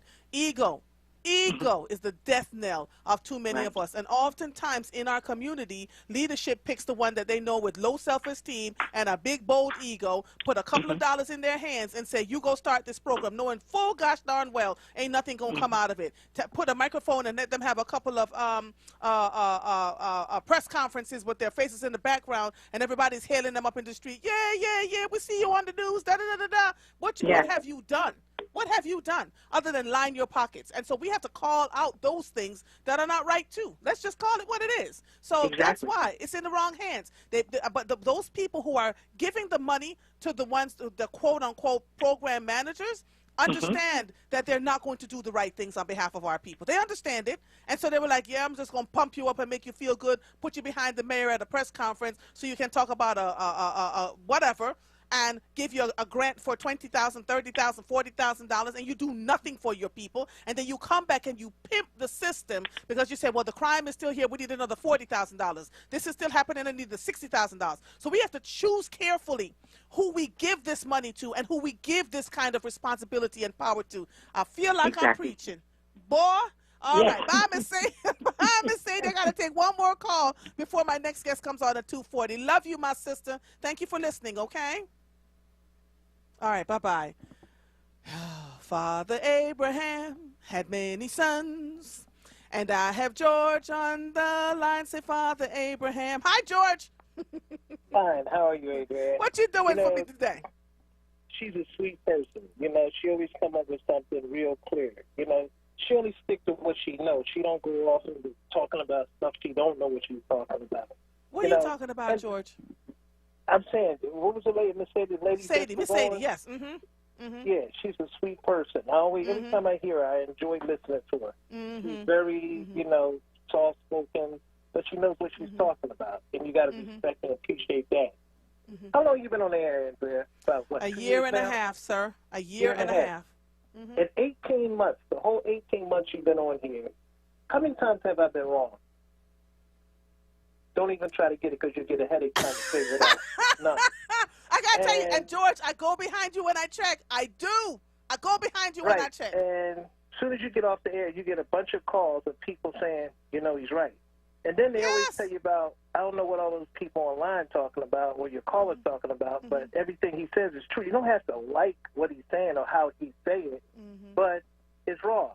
Let me correct a few things. And older people taught me coming up, and I always heard Mary Mason say, understand what a person's saying before you repeat what they said.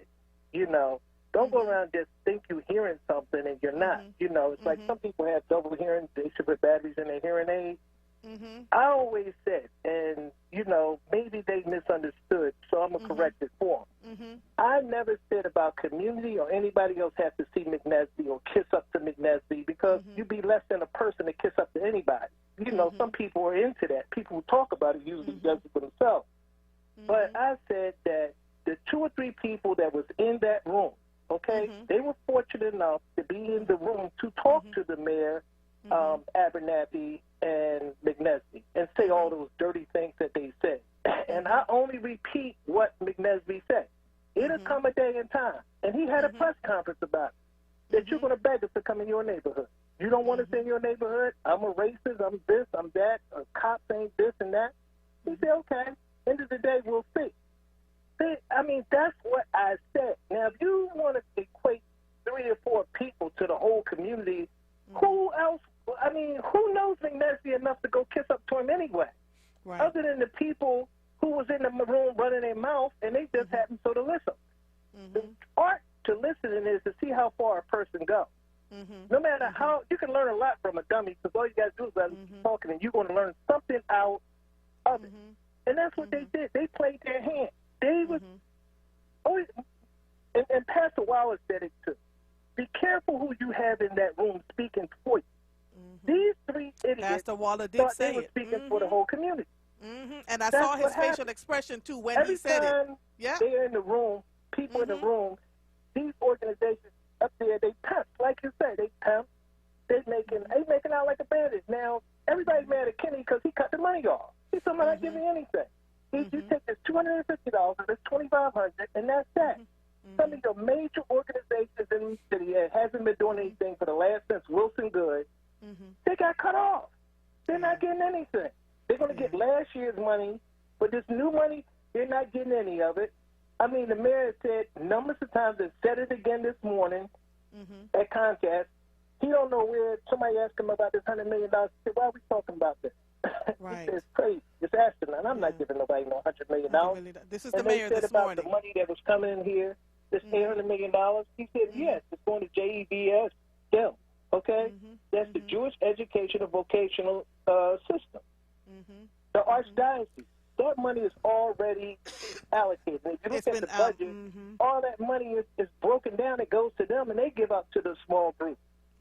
Now, a lot of the black groups, Andrea, is mad because they pension money, what we call this death hustler money, they pension money, they side piece money, you know, they little Atlantic City money, all that's cut off. Right. So they want to blame George for that. Because I sit up here, the pleasure of me getting in the room, they invite me. You can't invite yourself to these people's offices and sit there. You know why I sit there? They invite me to see who and how they sell their community down the drain. Right. Okay? Now, it's a protocol in the room. You sit there, you look what's going on. Now, you can sit up there and act like it's your meeting and start running your mouth and acting like a fool, then you won't be invited to another one. Right. I've been doing this a long time, and I know a whole lot of things about a whole lot of people that do nothing for black people. There's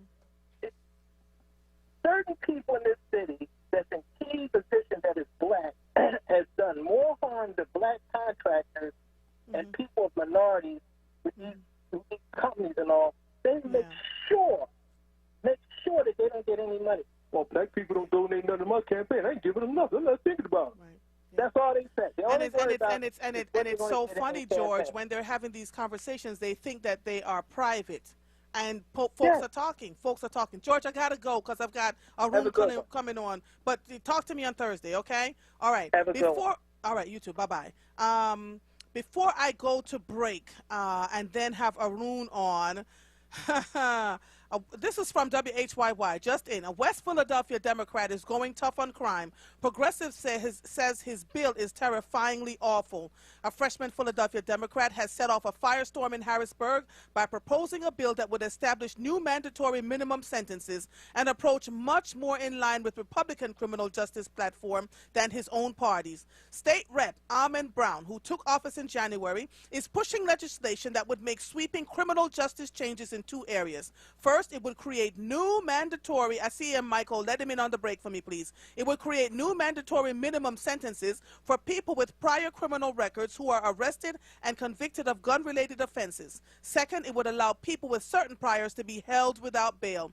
In an interview, Brown says he's trying to get the conversation started about addressing the historic spike in gun violence in cities like Philadelphia.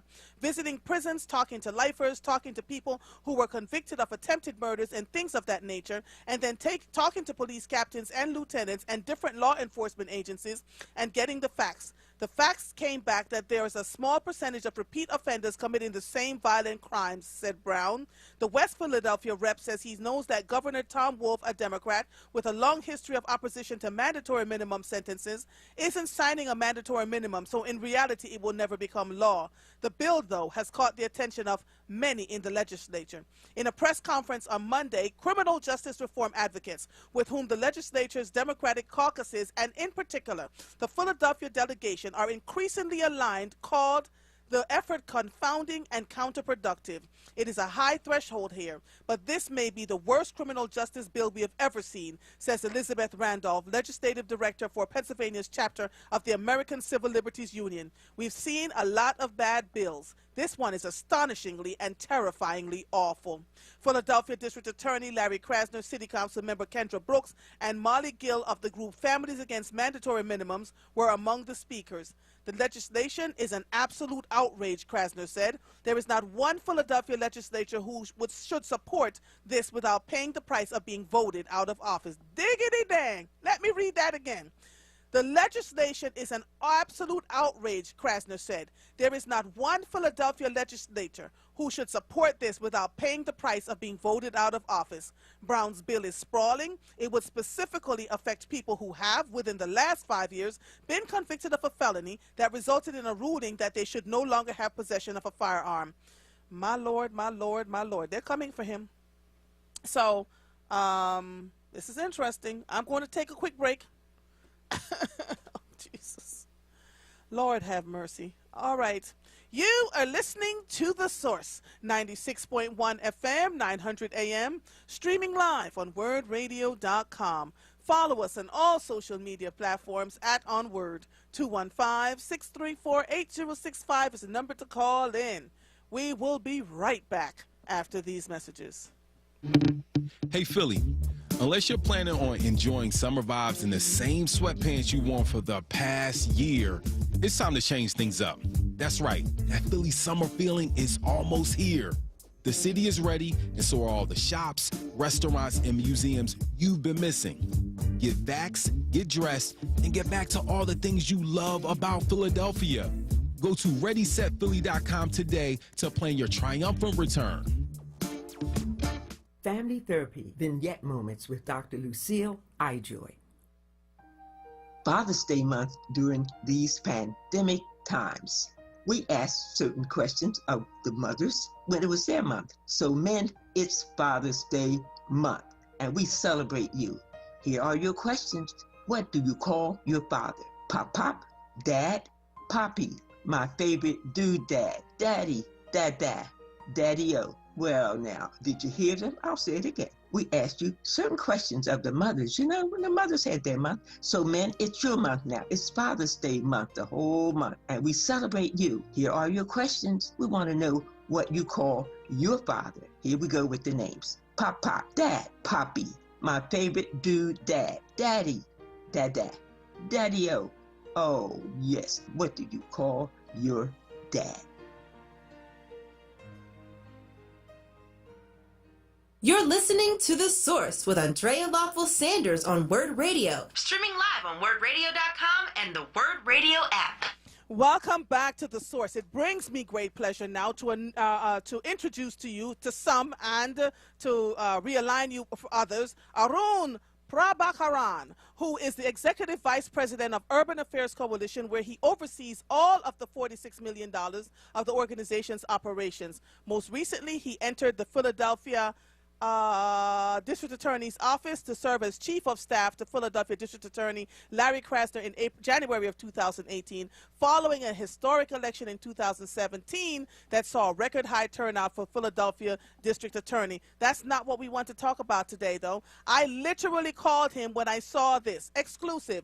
New survey highlights racism in Philadelphia. This was written by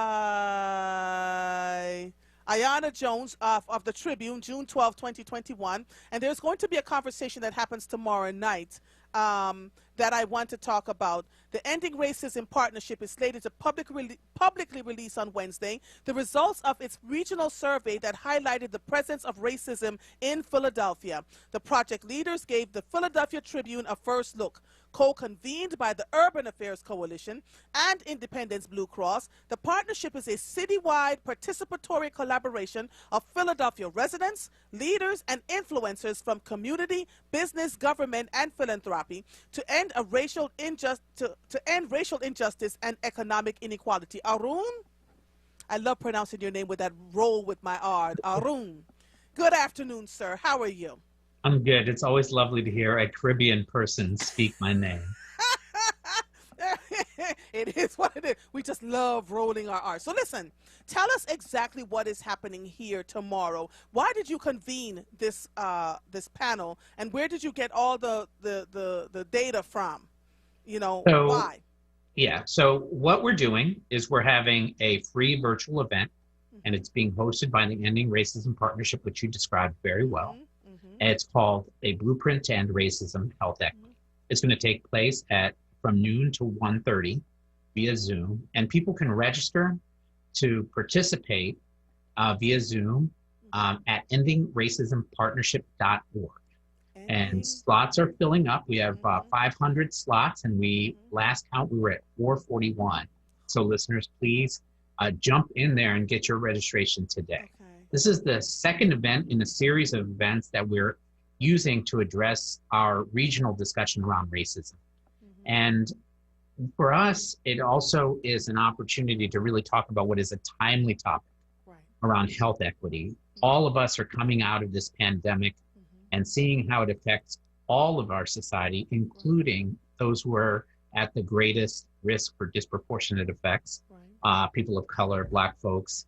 And in a city where we've been through a lot in the last year, we're really focused on establishing priorities for healing and rebuilding our society and steering away from the systemic racism we see all over communities. So when you did the survey and you had regular folks, community leaders, what came out of that, if you can tell me a little bit about it? You don't have to give away the whole kit and caboodle. But Sure. What came out of that survey that was eye-opening? And what are you going to do with that survey, the results of that survey?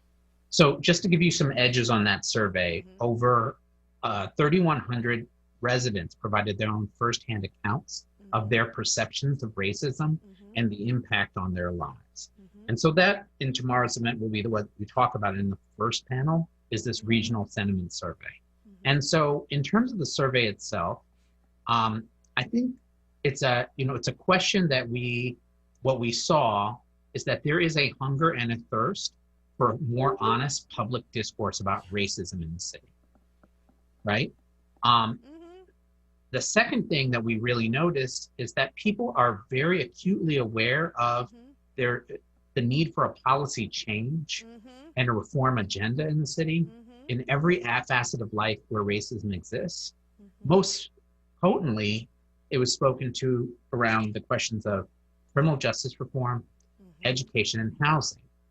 And people seem to say in the survey that they want increased financial investments allocated to initiatives that advance quality of life and well-being for Black and African American residents in the city and other historically marginalized communities.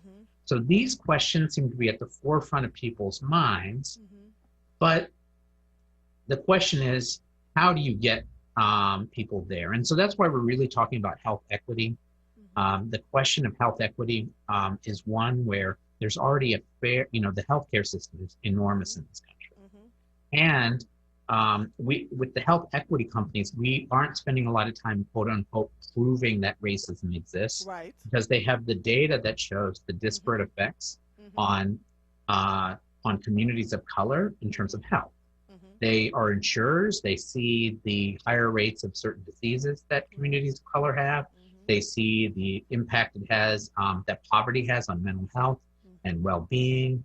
All of these things are well known to them, and they've spent an inordinate amount of time trying to study and drive impact in it.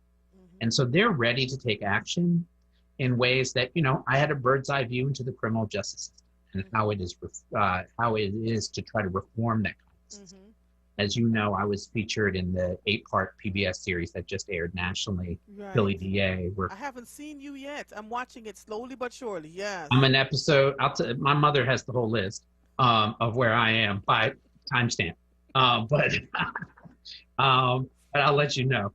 But the whole point is that we're really looking forward to this event in a way that our partners, Mother Bethel AME Church, led by the also host, Reverend Mark Kelly Tyler, who's also on the Power Hour at 6 a.m., but also our good friends at Independence Blue Cross, because that when you have institutions like this that really represent huge numbers of people and building that coalition and that want to start from the place where we have to end racism, it's not about making it better.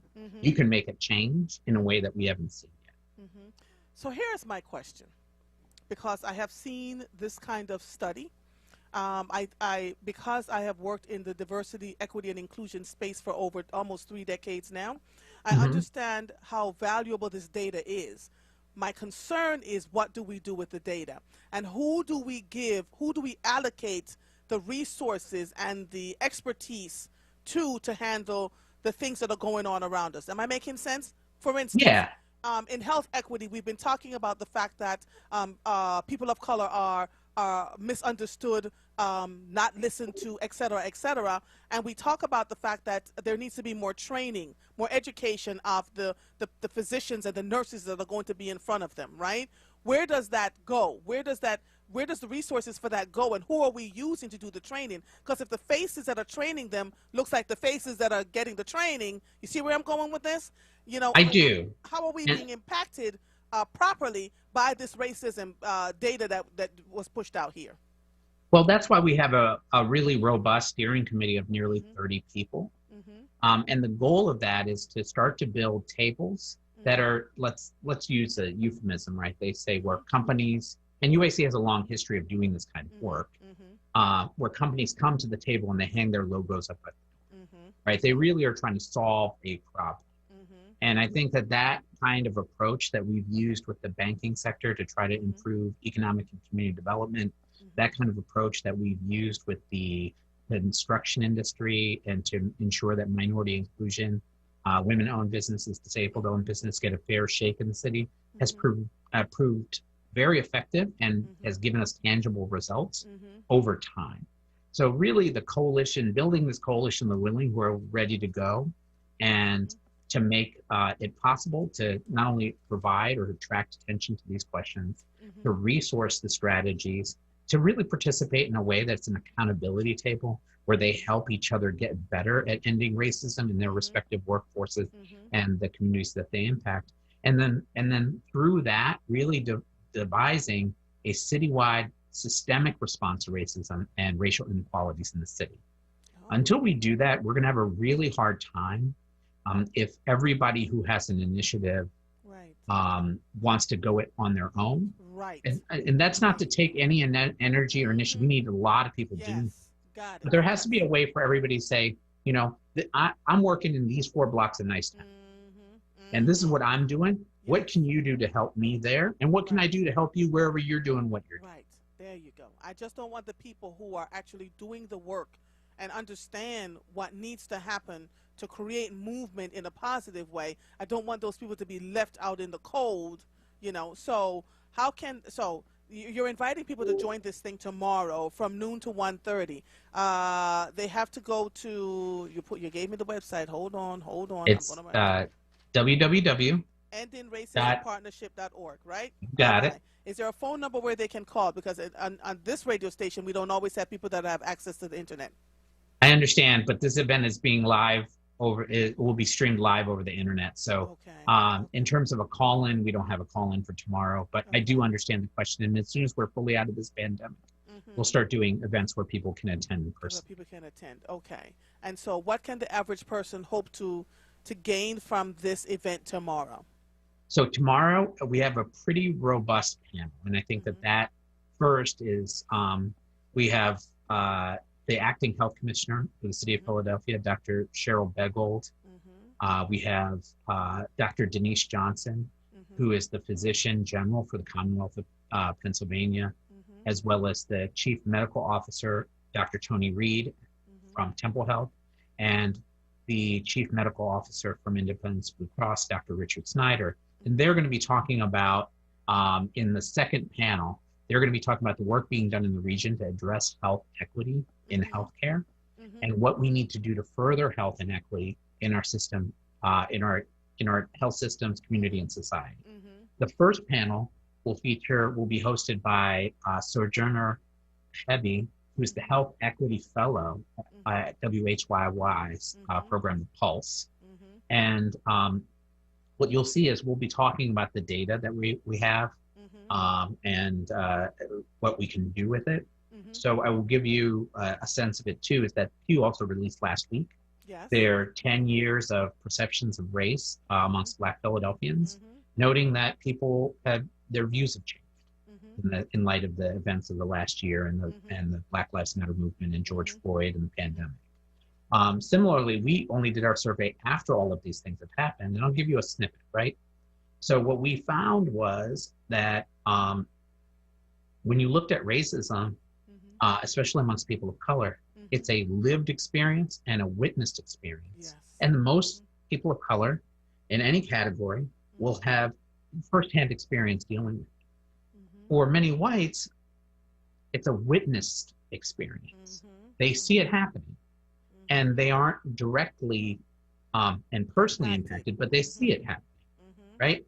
And sometimes what we thought was interesting is in the data, you see this trend, and I can't, it's not a scientific survey, it's a sentiment survey, so I don't want to overstate the point, but it seemed as though whites witnessed racism more often than Blacks witnessed it, meaning that whites saw it happening when Blacks were not even aware it was happening.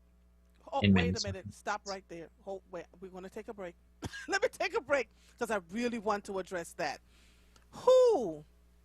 So is that why my white friends say when they see certain things, they see it, they know it's wrong, but they're silent? Did they address that in the survey too? Well, I think that's the kind of the logical inference that would come from that. And, as you know, they call that the bystander effect or the free rider problem. When somebody... you presume that somebody's going to do something to stop a bad thing, right? And they don't, or you watch something bad happen, you think somebody else is going to call the ambulance because somebody's having a heart attack, and they don't. And I think that a lot of whites feel paralyzed, in the circumstance of racism. They don't know what to do in those things. All right, hold on one second, Aaron. You are listening to The Source, 96.1 FM, 900 AM, streaming live on WURDradio.com. Follow us on all social media platforms at onWURD. 215-634-8065 is the number to call in. I am Andrea Lawful Sanders, and we will be right back after these messages.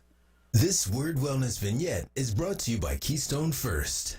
Word Radio presents the following wellness tip to support our listeners with mindfulness and motivation. This is Helana, your resident expert health and wellness coach, with tips to help you stay well. Today, we're going to talk about the importance of exercising regularly. Getting up and moving each day is a huge motivator for your overall health and balance. Exercise is the answer for living well and even helps with stress relief and emotional well-being. Exercising 4 to 6 times per week can help prevent heart disease, high blood pressure, diabetes, osteoporosis, and even depression. Learning to to exercise regularly means 3 simple things. Start low and go slow. Each day, work to build up your endurance little by little. Walking or stretching 20 to 30 minutes 3 times a week is a great place to begin. Depending on your age and condition, taking time each day to get up and get moving can do wonders for your energy and mood. Choosing to exercise regularly is something we can all do to support our overall health. Go ahead and try it today. Stay well with WURD. Happy, healthy living.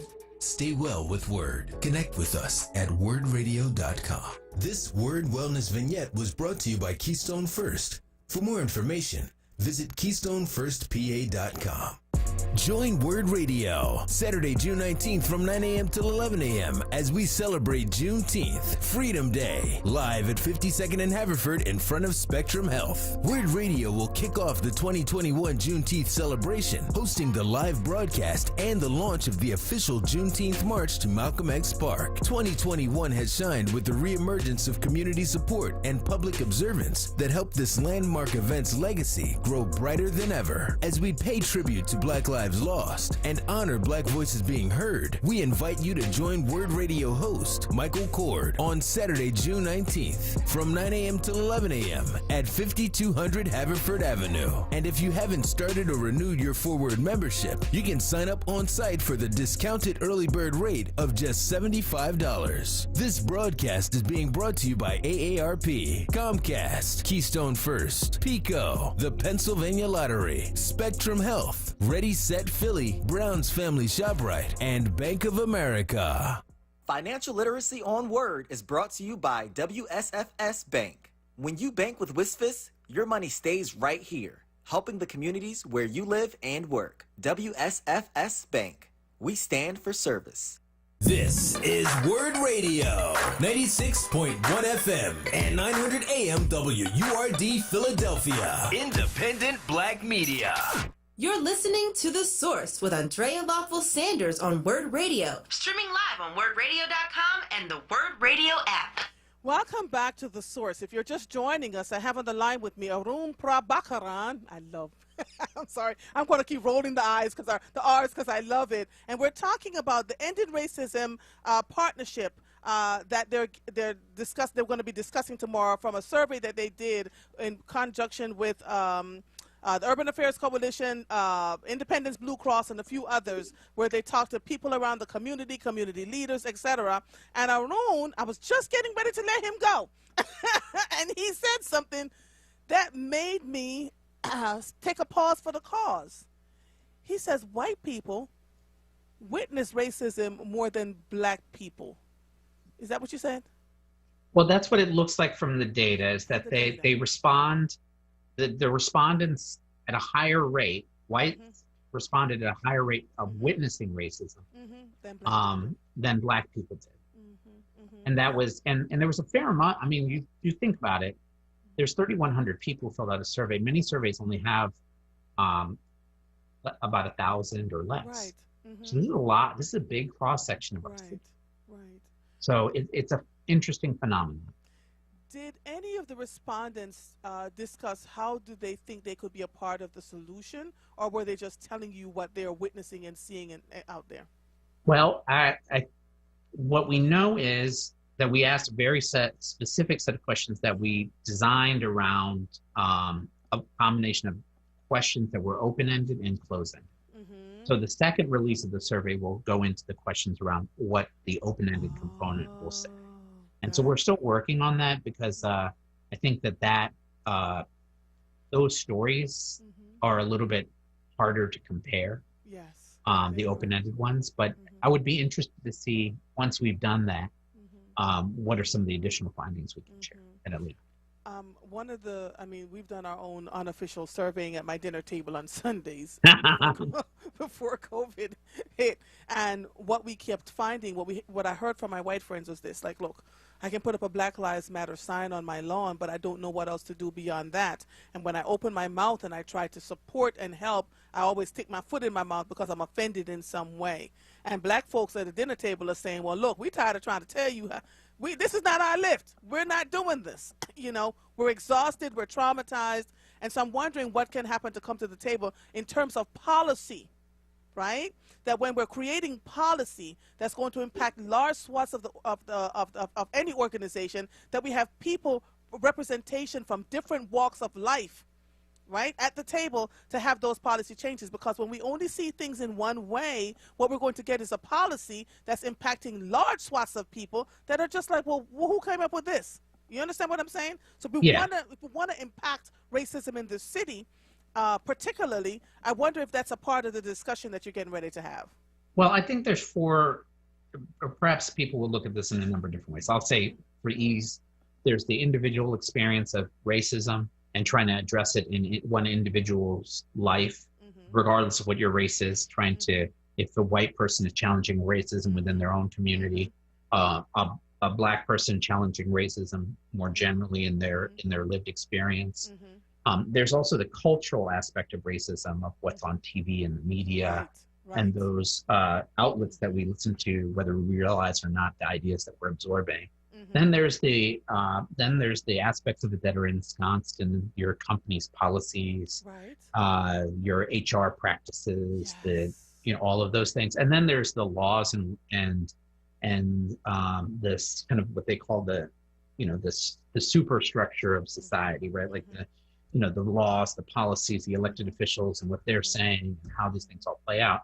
And it needs to be addressed on all levels. But I think the most important thing coming out of this particular survey that we see is that it is consistent that many, many people see that racism needs to end, right? Which hasn't always been the case in our country. As we know, we've lived with the exact opposite view strongly held by the people who had, power or across ethnic groups. And so this is a evolution in American psychology. We are far from the conclusion of where it should be. But this gives, I think, a little bit of a glimmer of light at the end of the tunnel, that it is possible to have people take very seriously the cause of ending racism, and it could be something that we end in our life. Agreed. All right, tell them one more time what's happening tomorrow and how they can register to be a part of it. Well, we're having a virtual event called A Blueprint to End Racism, Health Equity. You can go to www.endingracismpartnership.org and register there. Slots are filling up quickly. Probably Andrea's loyal listenership may have filled up all the last remaining slots. But if you get there fast, you can be one of the 500 who will participate in tomorrow's. So you have about 50 slots left? When I last checked, earlier this morning. Oh, well, tell Urban Affairs Coalition it's a wrap. Your slots will be gone in the next hour because my people are interested. Thank you so much, everyone. Absolutely. It's awesome to see you. Good to see that you're doing amazing work, and that you're quietly in the background, but you're a powerful force in the background on behalf of so many. So I appreciate you on behalf of those of us who understand what you're out here doing. And good luck with this. And please keep us posted. Tell them I'd like to keep talking to you as we move along to see where this is going. Okay? We're all here for you and your listeners. Thank you so much. You're so welcome. Talk to you soon. All right. Take care. Bye-bye. Bye. All right. That was a solution. We talk about solutions. There are surveys here. We know racism exists.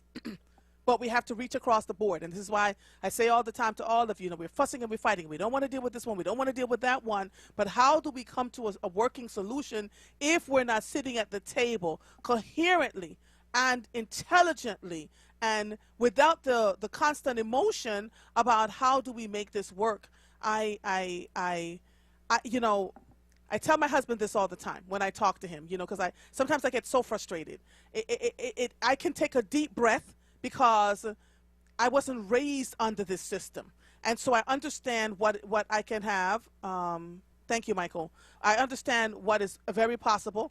I understand what is available to me. I understand that I am not bogged down and laid out by the inequities in this system because I grew up seeing and understanding differently. Understand there are things that I can do and there are things that I can choose not to do because I'm not programmed to believe that there are certain things that can happen. When my children were babies growing up in Abington, and they were tested and tried, I would show up at the school and I'd say, all right, game, set, match. What we're doing here? I'm absolutely willing to work with you, but what I'm not going to allow you to do is to minimize my child and tell me that my child is not capable because of the color of their skin or what research has shown you about black children. But I've learned how to do those things in a way that is emotionally intelligent. And so now with the boys, they're not even boys, they're grown men. You know, my ultimate goal was to get them out of the K through 12 scenario without going to jail, because, you know, the detentions and the suspensions usually end up with them calling a police officer.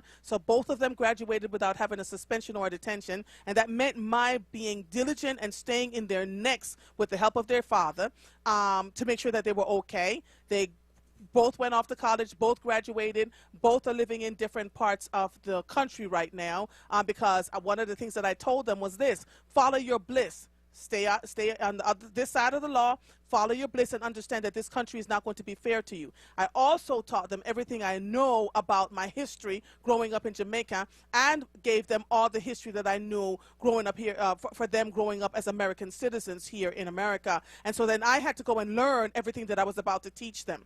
I had to learn what would keep them safe and what wouldn't. I had to learn that I couldn't coddle them. Right? So one of the biggest, I think one of the best things I ever did with my sons was to never coddle them. I held them responsible for their actions. I told them when they were wrong, when they made mistakes. I said, so, okay, I thank you for your honesty and coming to tell me that you did this. Now, how are you going to solve it? I did that so much when they were little that by the time they got to teenagers, if they did something, they were like, okay, Mom, I did X, Y, and Z, but this is the solution. It was intentional on my part so that when they became adults, they could solve their own things and be creative. But it is hard. It is hard to be born and raised under this system where you are being targeted. My oldest son was targeted twice by police officers, and twice I went into court and wiped them up. I was like, no, we're not doing this today. He's not done anything. You know, and I remember the second incident, there was a white police officer, a white male, that said to the woman, a white woman, said to him, why did you stop him? Why did you stop him? Everything in this car is legitimate. Why did you stop him? You know, just let him go. It's Thanksgiving Day. And my son reported back to me that he was so disgusted. He was like, I can't believe you're doing this. And he walked away. So in every scenario, there are good and bad people. And so to the police officers that are doing their jobs, hey, I'm here. Thank you. I get it. I understand. For the ones that are not doing their job, don't be careful. You know, we cannot continue down this pathway that we are with our children, because they mean something to us. They mean something to us. When we put everything that we have into them and we tell them do the right things, and they followed all the protocols and they did everything that was taught to them to grow up in these United States of America to become productive adults, then we must understand that as parents, we're going to be protective of them. Now imagine, I just want you to imagine for a millisecond, those who have children in their homes that have lost complete control because they were working 2 and 3 jobs. Poverty has laid them out to rest. They have been given the messaging over and over again that they're nothing, can't be anything, can't do anything, and they're taught that there is only room at the top for 1 or 2 people, and they're taught to backbite and tear each other's necks out. They're taught that, you know, there's the talented 10th percent, and you know you can only be a part of this organization and that organization if you live in this community and you drive that car and you have this kind of degrees. Y'all, it's foolishness. Be decent human beings. Treat people well. Do what you're supposed to do, because I'm telling you, for every action there is an equal or greater reaction, and that sucker is going to blow back when you least expect it. Don't believe me, just watch. I have a friend that was in an issue recently, and I said to him when I was talking to him, I said, the reason why this stuff is not blowing back on you the way it could have is because you treat people well. You've built up good nuggets of kindness and generosity and understanding wherever you went. When you treat people with impunity and treat them with disdain and treat them like they're beneath your feet, there's only a matter of time when you are targeted, because especially if you're in the public eye, it's only a matter of time that you become targeted. I was targeted towards the end of my tenure on the Abington School Board, and there were billboards put up on the side of the road that I didn't live there, and all this horrible stuff. And I remained silent. And let me tell you, those folks, even though I resigned from the board because it was my intention to do so, every time, by the time I resigned from the board and the elections came, they still voted me into office. They were hotter than fish grease. Know why those people voted me into office even though I resigned from the board? Was because they saw the good that I had done for them. They saw the good that I had done for their community. So this is not about us. It's about how we treat the people that are around you, especially the ones that cannot do anything for you. When we get off our high horses and our egos, and we start to really think about how we can support each other. When I come on here and I say to you, look, these are the things you can do. So now I'm going to tell you about susu. In Jamaica, it's called partner. When it is done incredibly well in Jamaica, right? Oftentimes, if you live in a rural area on the island, Jamaica is made up of 14 parishes. So you live in a rural area and you can't get to a bank. The people, when they make their money, they start to save a little bit, and so they form something called a partner. They'll put 8 or 9 or 10 people together, and they'll say, all right, everybody put in X amount of money, and it's a code, an honor code system. And when you get your draw from your partner, right, so let's say there's 8 people, if you get the first draw, and if everybody's putting in $20, and $20 times 8 is like $160, whatever that is, and you get your first draw of your partner, you continue to put in your money for the next 8 weeks so that everybody can get their draw. It's an easy way to save money. It's a really, really easy. So you end up putting out $160, but you get your $160 back. You understand what I'm saying? And so they keep doing it over and over again so they can continue to save money without ever touching a bank. Oftentimes, when people immigrate here from the African countries, from the African, Lord Jesus, my brain. From the countries in Africa, or they come from the Caribbean islands, they oftentimes don't know how to get to a bank here. Even if they're here legally, they don't trust the banking system, and instead of putting it under a mattress, they come together and they say, okay, let's start a partner or a susu. And so it's how they save their money. And so they put it together and they say, all right, I'm going to save enough money to buy something, put some things in a barrel and send it back home. I'm going to save enough money so I can buy a little house here. I'm going to save enough money so I can put my children through school. And so I am never under the illusion that I understand fully what it is like to be born and raised in this country. Never going to tell you that I'm under that illusion. But what I am is a mother of children that were born and raised in this country. So I do have some leeway and some leg up into talking about what this has caused for us here. I have had to what I did was I sent my children back to Jamaica over the summers as they were growing up, so you can learn about the legacy there, about you know, how they were born and raised. And we're just all one people, just born in different places, and the way we were raised is different. Let's just call it what it is. I'm not negating anything that happens here. I'm not negating how we do things here.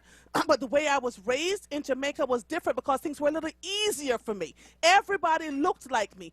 There was always somebody pushing me to excel and succeed. So to me, no is not an option. You know, when someone says you can't do it, I look at them and I say, yeah, okay. And I won't go about my business. They think I've given up. But the fact of the matter is, I looked at them and I said, all right, and I go on and I quietly made it happen anyway. I can't tell you how many times I've stunned people by that quietly, and I don't argue. I'm not arguing with you. I'm not telling you what you can and can't do. I'm not negating the fact that you're saying that I can't do it. I hear you, and I go and I do something else. You understand what I'm saying? And I walk around you, I move around you to get what I need done. This is the stuff that I'm talking about. When I ask you all to not fight and fuss and talk about each other, not to denigrate one another, it is very important, because the people who want to see us not thrive on the fact that we talk about each other, thrive on the fact that we make comparisons about where each other are and where we're growing up and living. I have learned, you all fuss and talk about, I'm looking at it, Woody, but Woody has taught me, right, about the epigenetics. Woody has taught me the difference about, not that I didn't know, but cognitively, I wasn't putting it up in my head, right? I get very annoyed when I see people walking around talking about, well, I can't stand being around them. These people don't know what they're talking. Stop it. Stop it. There's too much wrong, too much that we have to fix. Racism has traumatized us, and we have to stop tearing and comparing each other down. So any way that I can support you, in anything that you're doing. Any way that you can support me. Don't look at me and say, well, it's because I don't understand and because I don't know and it's because, that's why I'm doing what I'm doing. I am telling you that I am ignorant about certain things. I am acknowledging the fact that I can't possibly understand some of the things that you're going through as American born and raised citizens here. And I am acknowledging the fact that there's some ways that I can help you. There's some ways that you can help me. Let's start there.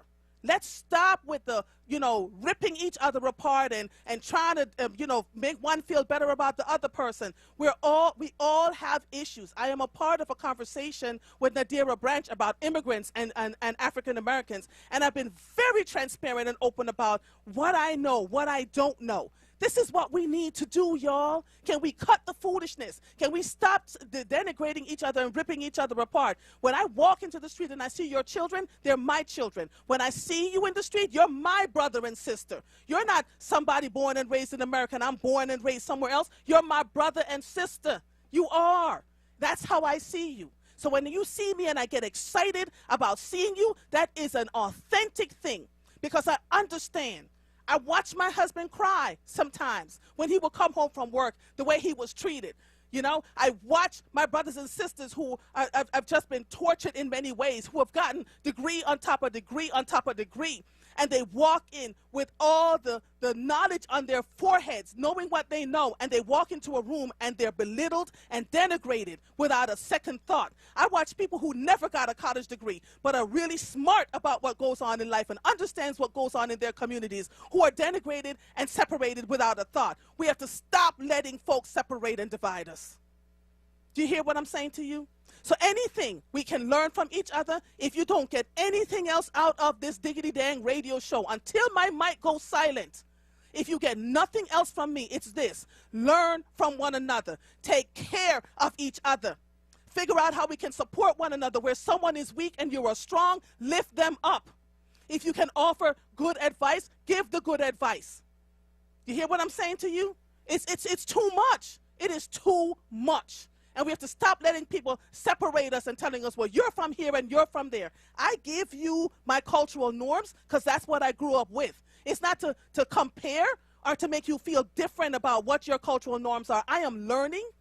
I am understanding.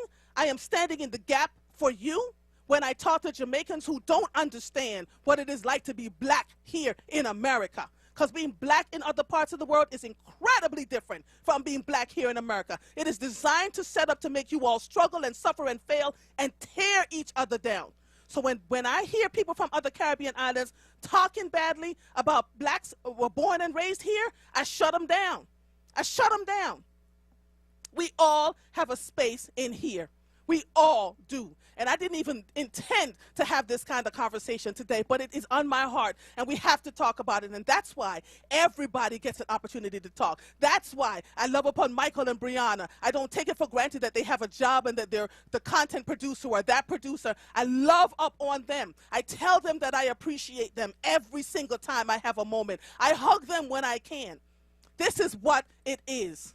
This is what it's about, people. Cut the BS. Cut it. And let's start loving one another the way we're supposed to and do it authentically. You are listening to The Source, 96.1 FM, 900 AM, streaming live on WURDradio.com. Follow us on all social media platforms at onWURD. 215-634-8065 is the number to call in. If you are hearing the sound of my voice, I am Andrea Lawful Sanders, and we will be right back after these messages. One thing we all have in common is aging. So age boldly by staying healthy, active, and independent. With Philadelphia Corporation for Aging, you can. PCA supports older Philadelphians with care in the home, nutritious meals, protective and legal services, and more. Through the pandemic, we safely helped older adults by delivering more than 2 million meals and easing social isolation. Get the help you need to age boldly and actively with PCA. Learn more at 215-765-9040. North Philly, Center City, Norristown, West Philly. I ride SEPTA everywhere. Every place. every day. Into, out of, and all around the city. SEPTA is the hometown way to go. Ride with us at iseptaphilly.com. The Word Radio newsletter, keeping you informed, engaged, and connected. Sign up by visiting wordradio.com. Scroll to the bottom of the page and type your email address under Connect with Us. You'll receive the latest information on Word Radio, messages from our president and CEO, Sarah Lomax Reese, exclusive articles and multimedia content, and resources. Stay informed with the Word Radio newsletter. Financial Literacy on Word is brought to you by WSFS Bank. For more information on boosting your financial know-how, visit the Knowledge Center at WSFSbank.com. WSFS Bank, we stand for service.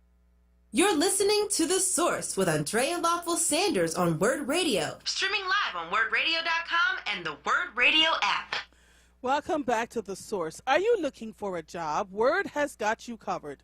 We just launched a brand new job portal featuring jobs from some of Philadelphia's leading companies and arts organizations. If you go to the portal right now, you will see jobs from WURD Radio, the Kimmel Center, Her Foods, Always Best Care, and more. Apply for a job today. Go to your livelihood website at wordworks.com. That is WURDworks.com and click jobs. Thank you all for listening to me. It is hard. We are human beings. We don't always get it right. And sometimes we don't don't get it right. In August of 2015, I decided that I was going to not stay in Abington. So I went to the folks at the school board level, particularly the vice president, and I said, I'm not planning to stay. And they said, well, just stay on the ticket because it's too late now. Just stay on the ticket and leave at the end of your term. All right, no problem. And so I stayed in the community. I lived there right up until the day after the election, and then I left. And so what happened was someone who wanted to also be on the school board somehow thought I wasn't living there. I was making plans, and the place where I was getting ready to live was not livable. And so I was cleaning and trying to fix it up and do all together. But this is not a secret to those that were on the board. And so, you know, when it all started to come out in the wash, I was like, you know what, instead of my sitting here waiting, even though I told you all specifically that I was not staying past November 4th, and the advice I got was to just stay on the ticket because it was August. It was almost September when I decided that I wasn't going to stay. Instead of trying to find somebody to replace you, just continue to, you know, whatever. And so I did. And so what struck me was when it all came out and people began talking about it and there were news articles written about it, that the folks went ahead and voted anyway because they said, I did. I cannot tell you, and I helped more white parents than I did black parents, because the black folks at first were like, well, you know, you're too radical and we're not sure we can trust you. And for 8 years, those white parents were knocking on my door, calling my phone, meeting me in the coffee shop. For 8 years, I stood in the gap, went into the school board meeting and said, this is what's going on. You know, it's a lot. And so I truly appreciate the almost 30 years that I lived in that community. I truly appreciate the lessons that I learned from those people in that community. And if I had to do it again, if I knew in September that August, early September, that I wasn't going to continue to run for office, I would have just stepped off, because they were like, well, you can't leave us in the lurch right now. Just do what you need to do. Stay on the ticket and we'll find somebody to replace you. And so that's what I ended up doing. But that was a mistake on my end. And what I want you all to know is that our mistakes do not define us, and it was something that I learned, and I made sure that I just never got myself caught up in that kind of scenario again. After 8 years of exemplary leadership on that board, you know, got the wrong advice, took the wrong advice, and got myself caught up. All right, Michael, where are you? Ooh, Lord, people are texting me. All right, hold on one second. Michael. Oh, Michael from Abington. Hello. Hi, how are you? I'm good. What's going on? Good. I want your opinion on something. Can you turn up your mic a little bit for me? I can't hardly hear you, Michael. Oh, can you hear me now? Yes, I can. Mm-hmm. Okay, I spoke to Solomon. And you spoke to Solomon Jones? An idea that's we think is a great idea, and that is take kids, inner city, white and black, many children, maybe hundreds, into the police academy, up to the police academy, and learn what it is that police do, what is meant by how they're trained, like the problems people having a community with compliance and force and use of force and lawful orders and education to see what police go through to become police. Maybe these kids will become police themselves and make everything better. Well, it upset me deeply because Solomon instantly tore it apart. He went racist and he said black kids can't learn anything from that. That upset me deeply. He said black kids cannot learn anything because they're the ones that deal with all the problems and they can never learn from this program. And that, I want your opinion. I think if we reach out, and I call WURD to go straight to the source, into the community, the black community, and see what some of these people who talk to the black community have to say about it. I got to be honest with you. So Michael, so can I give you my opinion? No. You ready? No. You ready? Yes. Okay, so there were programs just like that I was involved in. And it worked, and actually we were targeting black and white children where the police departments would come and meet. I was a facilitator in that program through the justice system with Montgomery County and Philadelphia counties, and we came together. They were called, I can't remember, some sort of forum. My head is spinning right now. And we did it, and we actually brought the police from different departments to come in and talk to them, and they sat down. We spent a day. Every time we would have one of these forums, they would spend a day, the police officers and the youth from the different communities, many of them black, and they listened to one another, and they talked about how they can be a part of the solution instead of the problem. So I agree with you. I've not only seen it happen, I've been a part of it happening. Right? So what we were trying to do was to shut down the misunderstandings, especially in the black community, because it was a disproportionate minority contact with the children. So I don't know where you and Solomon disagreed, and I don't know if what you conveyed to him, huh? Yeah. He disagreed fully. He went like literally full racist, like, you know, black children cannot learn from a program like that ever. And I was stunned. I was okay, like, so Michael, can I go back and I'm going to listen to the show when I'm done. Go ahead. And then you can call me back on Thursday and let's discuss. Okay? Okay. Thank you. Can we do? I You're quite welcome. You being behind it. Good. Oh, not a problem. I'll go back and take a look, and I'll address it when you call on Thursday. Okay? Thank you so much. Bye. Oh, you're quite welcome. I am. So it looks like my sister April was on here on Facebook. Oh, and that made me cry. So I was crying when I realized that she was listening to the show. She said, "Take a deep breath, sister. Passion seeping out of your pores again." They understand me. I am her older sister, so sometimes I just gotta talk, you know.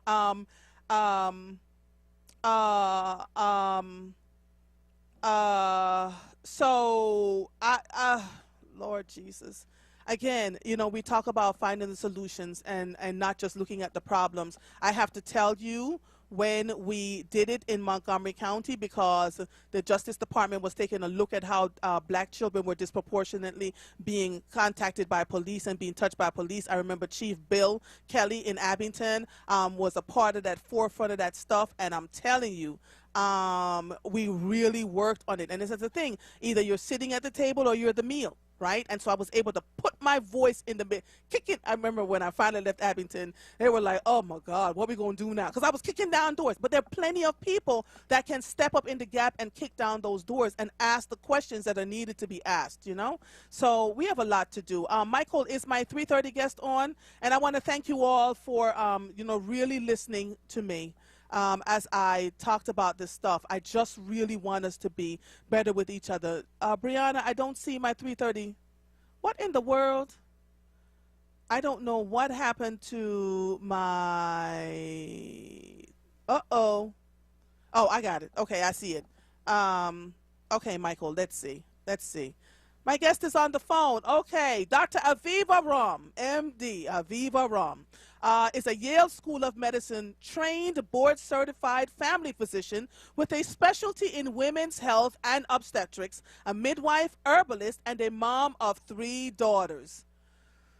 A founder of the Yale Integrative Medicine Program, faculty at the Center for Mind-Body Medicine, and author of the award-winning textbook, Botanical Medicine for Women's Health.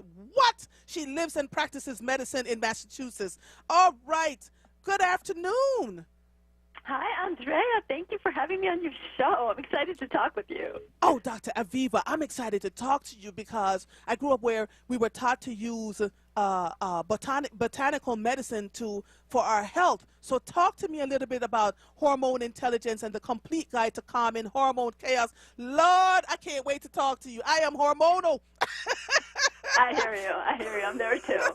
I want us to own that. This is one of the big things about hormone intelligence is I'm jokingly saying hormonal is not a 4-letter word. Like, how do we own that power? Yes. And, for me, botanicals were one of my entrees into the world of women's health. I was actually a teenager when I first learned about herbal medicine.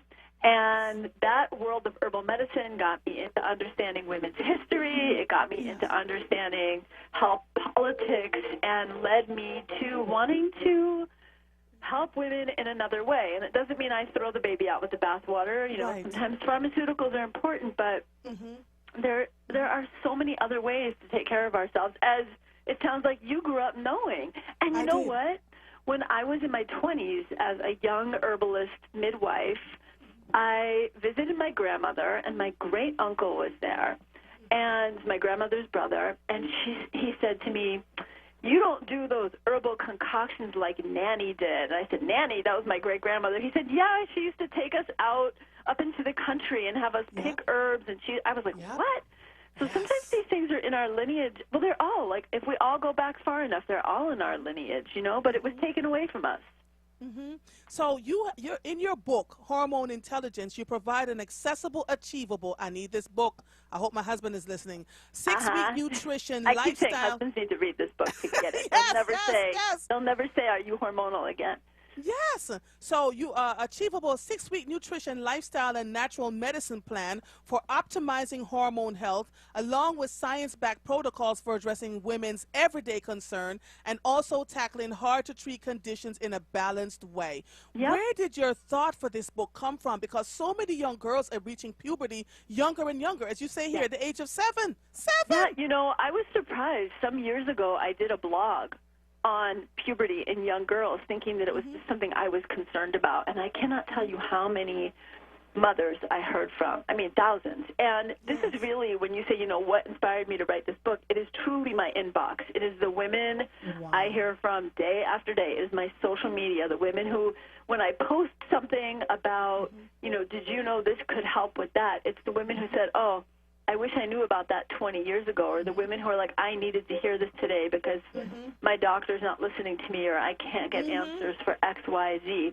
And so basically, I'm a practicing physician, but I can only see so many women. Even if I work 24/7 every day of the year, I could only see so many women. And so I wanted to take what it is I do in my medical practice based on now 37 years of midwifery, herbal medicine, and my medical practice, and say, here's what you can do to take back your health. Here's how to know what's normal and what's not.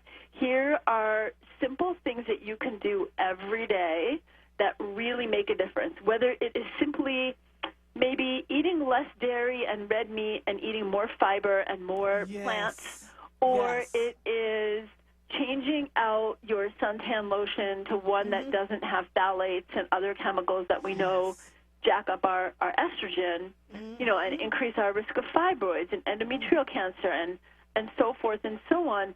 And if I may say so, obviously, I'm a white woman, but I know that your audience is a black radio show, and I'm so honored to be on your show.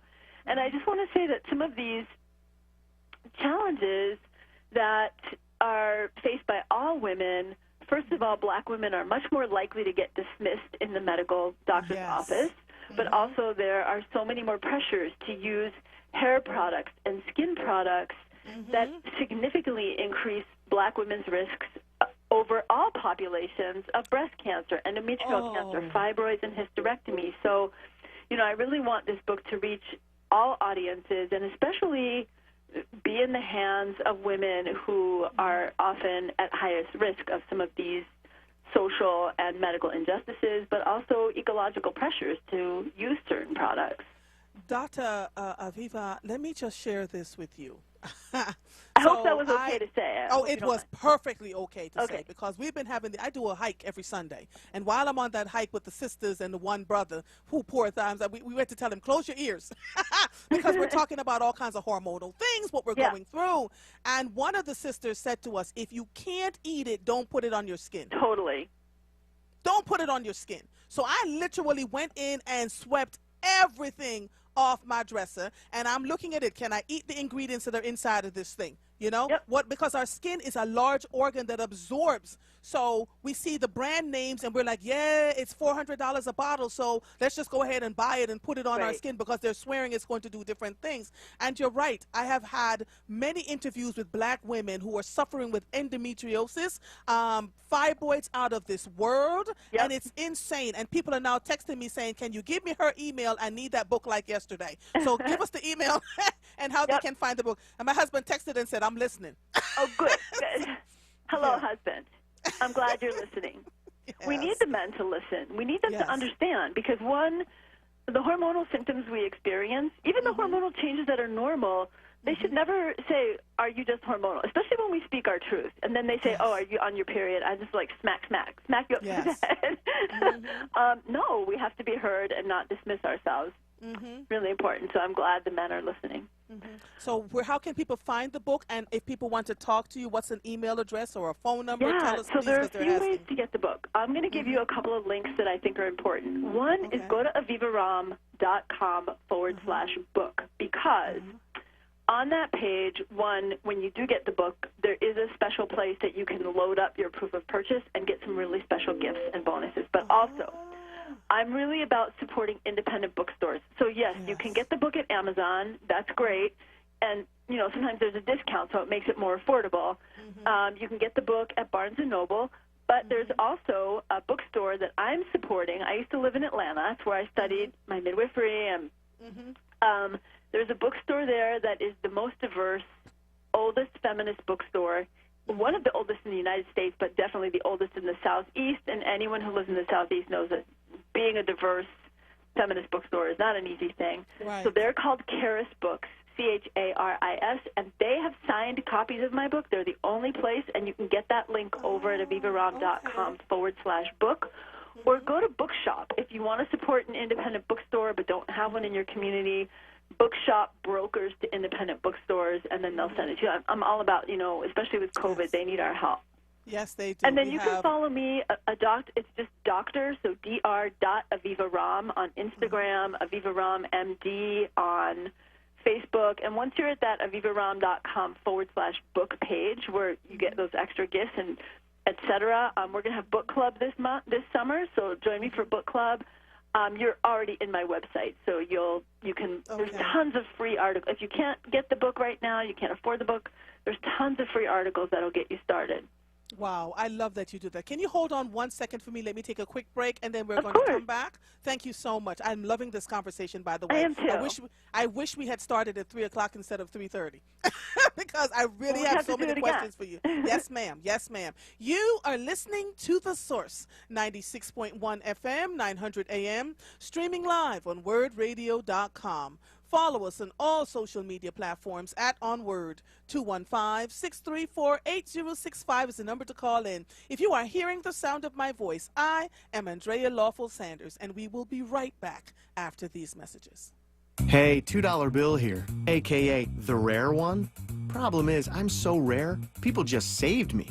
But thanks to the new Cash Vibe with Quick Cash from the PA Lottery, I'm back in business. For just $2, you can get bigger jackpots starting at $150 grand. Plus Quick Cash, a chance to instantly win $2 or $6. Haha, it's good to be wanted. Play Cash 5 with Quick Cash from the Pennsylvania Lottery. Must be 18 or older. Please play responsibly. Benefits older Pennsylvanians every day. If you're struggling with alcohol or drugs, Recovery Centers of America can help. RCA's local inpatient and outpatient programs are founded on science and delivered with heart from an expert, caring team who will inspire and guide you every step of the way. Call 1-888-RECOVERY now to speak with a treatment advisor. At RCA, you'll be in a community that builds connections and fosters support from peers and RCA's team of medical professionals and recovery support specialists. At RCA's state-of-the-art campuses in Devon, PA and Mays Landing, New Jersey, they tailor your treatment to you and also offer specialized programs for patients with history of trauma, for patients who have achieved recovery but are experiencing a relapse, for young adults, adults 50 years and older, a confidential program for first responders and military, and a faith-based program. RCA answers the phone and accepts patients 24/7. And because it's local and in-network with insurance providers, treatment is affordable and accessible. Don't wait. Call 1-888-RECOVERY today.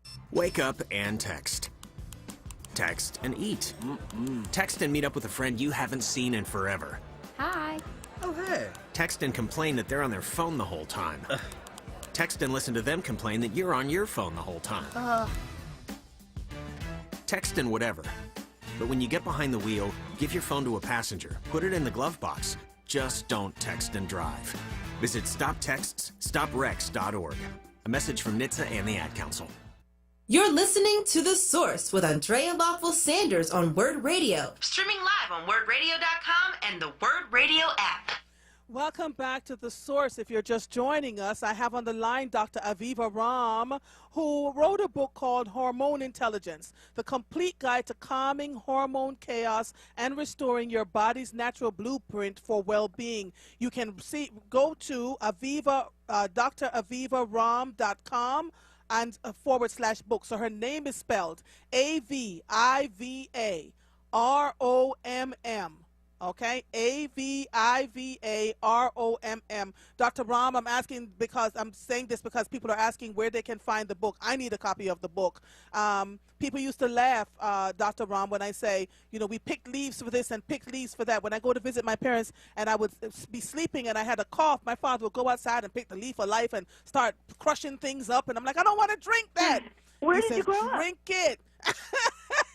And 2 seconds later, I'm fine for like the rest of the day. It's the most amazing thing, right? And he says, choose this and pick that. So now I eat a lot more vegetables that I grow. I grow my own vegetables, right? So onions and kale and all of that stuff so that I can choose to eat from that part of the garden. And green peppers, bell peppers, red peppers, that kind of stuff. But I also have learned that cutting back on the meat and cutting back on the genetically modified food like the white flour, the rice, that kind of stuff. I just threw them all out. Threw them all out. And that has helped my hormonal imbalance more than you can ever imagine. I bet. I mean, we know that red meat, and I'm not against eating red meat, but we eat way too much of it, and we know that it can really affect our hormones and inflammation. And here's the important thing to me about this book, is that it's not just for people who have a hormone imbalance. Hormones they affect everything.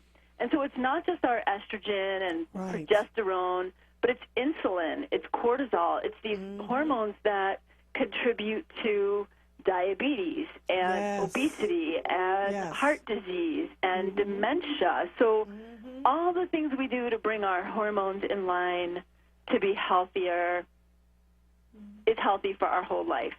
And I'll tell you what, it's never too young to start either. And, starting we talked about, or you mentioned early puberty, when we were first talking, and this is a huge concern.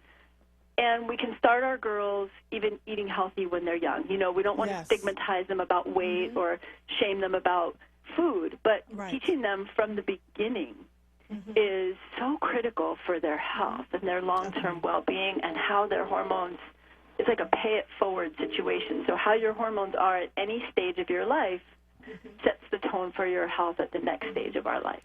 Well, Dr. Aviva, when you look at what's on the market shelves, it's kind of hard for people because you have to be diligent in reading what the ingredients are. The first time I saw boxed juice, like orange juice and whatever, all the passion fruit, whatever, was when I came to America. We would walk outside, pick the orange off the tree, squeeze it, you know, so everything was coming fresh. And you just take that stuff for granted, right? So we learned how to... Where did you grow up, Andrea? I grew up in Jamaica. Oh, nice. So we would pick the fruit. So I wrote a recipe book that I need to get out that have all the ingredients on how to make different foods. So I'll go to the market and I'll get cucumbers and pineapples and I make my own fresh juices and not add sugar to them. Right? Well, and that's part of the thing is, you know, even if you live in the middle of the city and you have to shop at a big box grocery store, learn to shop the box, meaning shop the outside of the store, because that's where the fresh food is. That's where the produce is. That's where, you know, the good poultry and fish is. That's where the healthier foods are. And try to avoid anything that has more than a couple of ingredients in it, because you didn't go to the market and buy something with 8,000 ingredients that you couldn't pronounce and your grandmother would never recognize, right? We buy what I call single ingredient foods. An apple is an apple. A pineapple is a pineapple. And when we do that, not only do we eat healthier, but we reset our taste buds so that all that artificial processed food, honestly, it doesn't even taste good anymore. You're like, this either has no flavor or this flavor is not normal. It's too salty, too sweet. And the chickens that are bigger than life. Oh, my gosh. My Lord. Like, we have just gotten so accustomed to eating these unnaturally huge pieces of meat that are filled with hormones that nobody wants to talk about it. Well, it's funny that you say that, because I spent time in Havana, Cuba, and I spent time in Haiti. And both of those places were the first time I had eaten chicken that wasn't from the United States. I'm like, man, these chickens are so small. And then, you know, of course, to learn that really the chickens we're eating here are plumped up on antibiotics and growth hormone to, you know, to just feed that American appetite for enormous pieces of meat, and it's not natural. Dr. Aviva, can I have you back on? My show is getting ready to end, but can I have you back on to discuss? I would love that. I would be honored. And please call me Aviva. You don't have to call me Dr. Aviva. Oh, it's a Jamaican in me. We were taught to address people formally. So true. Well, I appreciate it, and I would love any time to. Yes, because we want to talk about fibroids. I cannot tell you how many black women are struggling with fibroids. It's horrendous. And how many of us have been told that we have to have hysterectomies? I didn't, thank God. 30% of women over 60, and the amount in black women is disproportionate. I mean, there are political reasons for this, but there are just bad medicine reasons for it, and it's got to stop. It's really got to stop. All right, so I'm going to ask in the book there is a protocol for the whole plan is built to help with that excess estrogen and growth hormone that feeds fibroids, also contributes to diabetes, etc. And there's an actual specific protocol for fibroids. Yes, thank you. So now so the book addresses the fibroids. I love you. Okay, so I'm ordering the book today. I'm going to have you back on in the next 2 weeks, right? Can't wait. So we can. Oh, please, thank you so much. You can find it again at dravivaram.com/book. You can go to Barnes & Nobles, or there's a bookshop where you can go for the independent bookstores. So here we have Uncle Bobby's and Harriet's bookstores, which are independently owned black bookshops here in Philadelphia, and Shari's Books, CHRIS, which is a bookstore that she supports in Atlanta, Georgia. Dr. Aviva Ram, thank you so much for being a part of our show today. I look forward to speaking with you in a couple of weeks, okay? I can't wait, Andrea. Thank you so much. Oh, you're quite welcome. Bye-bye. Bye. Whew. So when I get guests like this, like Arun and Dr. Aviva, when we're talking about solutions, that is very, very important to me as it applies to how we can support all of you here on WURD Radio. So I'm ordering the book. I have a ton of books. I bought more books in this. Thank you, Tiffany and Linda Shields. They said the doctor is very knowledgeable, enjoying her. Tiffany says she is great. So we just, knowledge is power, y'all, and the knowledge is in the book. And so my father used to call me whenever something was going wrong, and I called him. I say, Daddy, such and such. And he goes, all right, you need this leaf, and you need that herb, and you need this, and you need to boil that. And I'm like, But don't you know it would work every time? And I think that is why. When I was sitting at the dentist's office this morning, I was talking about my husband, and she said, well, wait, well, how old are you? Because I told her how old my husband was. And when I told her my age, she said, no. I said, yeah, I am that old. It's all a part of what we put inside our body manifests itself on the outside. It manifests itself on our skin, our hair, all of that. And so if we can support you here on WURD Radio by talking about the things, she's right, 1 or 2 ingredients. My husband looks at me sometimes like a pie is a pie. No, sir. I'd rather make you my own pie or make you your own cake where I know I'm putting butter, sugar, eggs, not DNC red, and some other no-name something down at the bottom for preservative's sake. All those things are tearing through our bodies. You know, our children are hitting puberty at a much younger age. All of the things that are going on with us. And so if we want to start to really think and to feel better about ourselves mentally and physically, then we have to choose differently what we're putting in our bodies. I want to read this quickly before I get off the air today. I love you all. I love you all. I love your love and compassion. I love the text messages that I'm getting from you. My mother-in-law just sent me one, almost made me cry again. I know you all are listening. I thank you. I thank you for being patient and kind. I thank you for allowing me to be as vulnerable as I am on these radio show airways, because what you see is exactly what you're going to get. What you see when you see me out on the street, I'm going to respond the same way as I would if I'm sitting in front of this microphone. I am not a microphone bully. So when I talk to you, I'm able to back it up when I see you on the street.